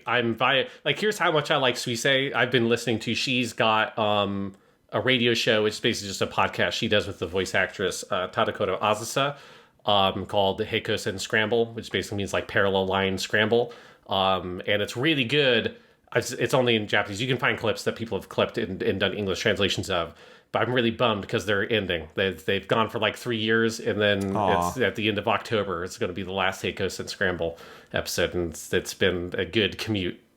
It is like each episode is 25 minutes long. It's like it is exactly how long my fucking commute is to work. So it's like it's so crazy, and I can tell exactly, like, I know that I had like hit very little traffic, or I didn't hit any stoplights or traffic lights if I get to work, and I've still got like 3 minutes left on that podcast, because I'm like, it is timed exactly to how long it takes to get me to work. And I'm gonna have to find a different 25-minute long podcast to be like, it's the exact length of time I need. That Heikosen Scramble. Are you ever like sitting in the parking lot, hearing the end of the episode before you go in, and like a student walks by your car and is like, "What the heck is this?" No, because you probably have your own parking. Yeah, we have our own parking, and they're freshmen, so they just get dropped off at the front. They don't drive, so. True. Yes, yeah, but. Yeah, and I don't have it turned up so high that like if everyone else like knows. Like say like, is this, what the fuck is that person just listening to, like, you know, obviously this just sound like gibberish or something because it's all in Japanese, but okay, have you ever worked VTuber stuff into the classroom? No, I don't think so. I have done right near the beginning of, this is a fun story. So right at the beginning of the year, we're doing this thing where like the whole English department is doing this thing where we're using what we call these literary signposts, which are like a handful of things that when you're reading, they're little things that you can notice that will help you see. It's like, okay, this is something important the author is doing, and you can tell because they're using repetition is one of them. So when you see that things are repeating, that is going to give you a hint that something important is happening in this reading right here. Or here is a moment, a memory moment or a flashback. Whenever a character is remembering something from the past, it's an important thing you want to take note of. So there are ways for like novice readers to sort of start to access deeper levels of the text. And I was doing an example of one of them. I can't remember what is contrasts and contradictions. It's when a character does something that is not what you would expect or is different what the character's done before. And this is one of the first ones I introduced. So this is like the second week of the school year. And I was trying to come up with like an example I could show from a reading. And at the time, I was reading through, in Japanese, Azumanga Daioh, which is a Yoncomer 4-panel comedy manga. It's a classic. I've read it multiple times. It's one of the first things I read in Japanese. I've got like the actual physical ones. It's so funny. If people have not read Azumanga Daioh, it's great. It's only 4 volumes. It's so fucking good. And I just started rereading it. And right at the very beginning of Azumanga Daioh is this really great bit where they introduce the teacher from that story, Yukari Sensei, who's one of my favorite characters. Like I wish I knew other teachers who could speak Japanese so I could share this with this. It's like, because it's like, you know that Japanese teachers are fucking creating memes about Yukari Sensei because she's the perfect sort of like teacher in a story that you like. She's kind of heightened, but you totally get what she's all about. And it's this whole joke about her like giving a test made by another teacher and she doesn't actually know the answers to it because it's too hard for her. And she's walking around and monitoring the students, but what she's actually doing is looking at their answers so she can cheat on her copy of the test to like show that she can actually do it, but she can't do it. And it's a very funny little bit. And that was like, this is a perfect example. It's the exact opposite thing of what a teacher should do. And so I took pictures of the panels with my phone. I put them into my slideshow, and then I put in text boxes because it's the Japanese version. So I translated it because I couldn't find a good high-resolution image of just the English translation, and I translated it and put that in and used that as an example with my kids because I had already introduced myself as being like, hey, I like anime, I can speak Japanese, so they knew that about me at this point. While I'm, like, right when I start doing that, is when, for like first period class, the principal of the school walks in just to observe, because this will happen sometimes. Administrators walk in to observe teachers, just to like see, make sure everything's good and like give advice and stuff if something happens, right? And he walks in and it's like right when I'm about to introduce this. And so I'm like standing here talking about this like, and like I have to do this thing of like I'm speaking to the kids, but I'm now trying to describe it in a roundabout way so that he can know. It's like, oh, as I told you, I've been learning Japanese. It's like, well, there's like, oh my god, he thinks I'm like the world's biggest fucking nerd. And it was very funny. It's like, it's just to me, it's just like, and he's cool. So it's like, there was, he kind of got it, but it's just very funny to me. It's like, right when I'm doing by far the nerdiest thing I have ever done in the classroom is this, like, I have translated for you a manga strip from 2004 that I'm using as an example for this fucking thing. And right when I'm doing that, the fucking principal of the school walks in and sits down in the corner of the room. Unreal. You would be a character in a fucking slice of life anime. I like your character you would be the fucking weeaboo teacher who keeps it mostly under control, except in the moments when the principal inexplicably walks in. And that would be the recurring gag in every episode. That is exactly what it felt like. Because like, I'm not like walking around advertising, I don't wear an anime shirt or whatever. And like, I don't think most of my colleagues probably don't even know that I can speak Japanese. Because it's a weird thing to just sort of bring up in conversation. Like, by the way, did you know I could understand Japanese and I like watching anime? But that is exactly what it felt like, of like, I've been exposed. It's like, I'm fine with the kids knowing it because they like it too. So it's like, it's an easy way to connect with some of the population of my students. But most of the other adults, I'm not like sort of going around advertising that part of myself. It's like, of course it has to be the fucking principal right when I'm explaining it. I love it. All right. Well, I think that's it for today. We will not see you next week. We will definitely be off next week because we are working on some Japanimation Station stuff. But we will see you again soon. I'm thinking up some plans for October. I want to do some horror stuff. I think that would be fun. Maybe we can talk about that off the air, Sean. And yeah, we'll see you again soon. Just, try to keep your nerdness in check. It's a thing.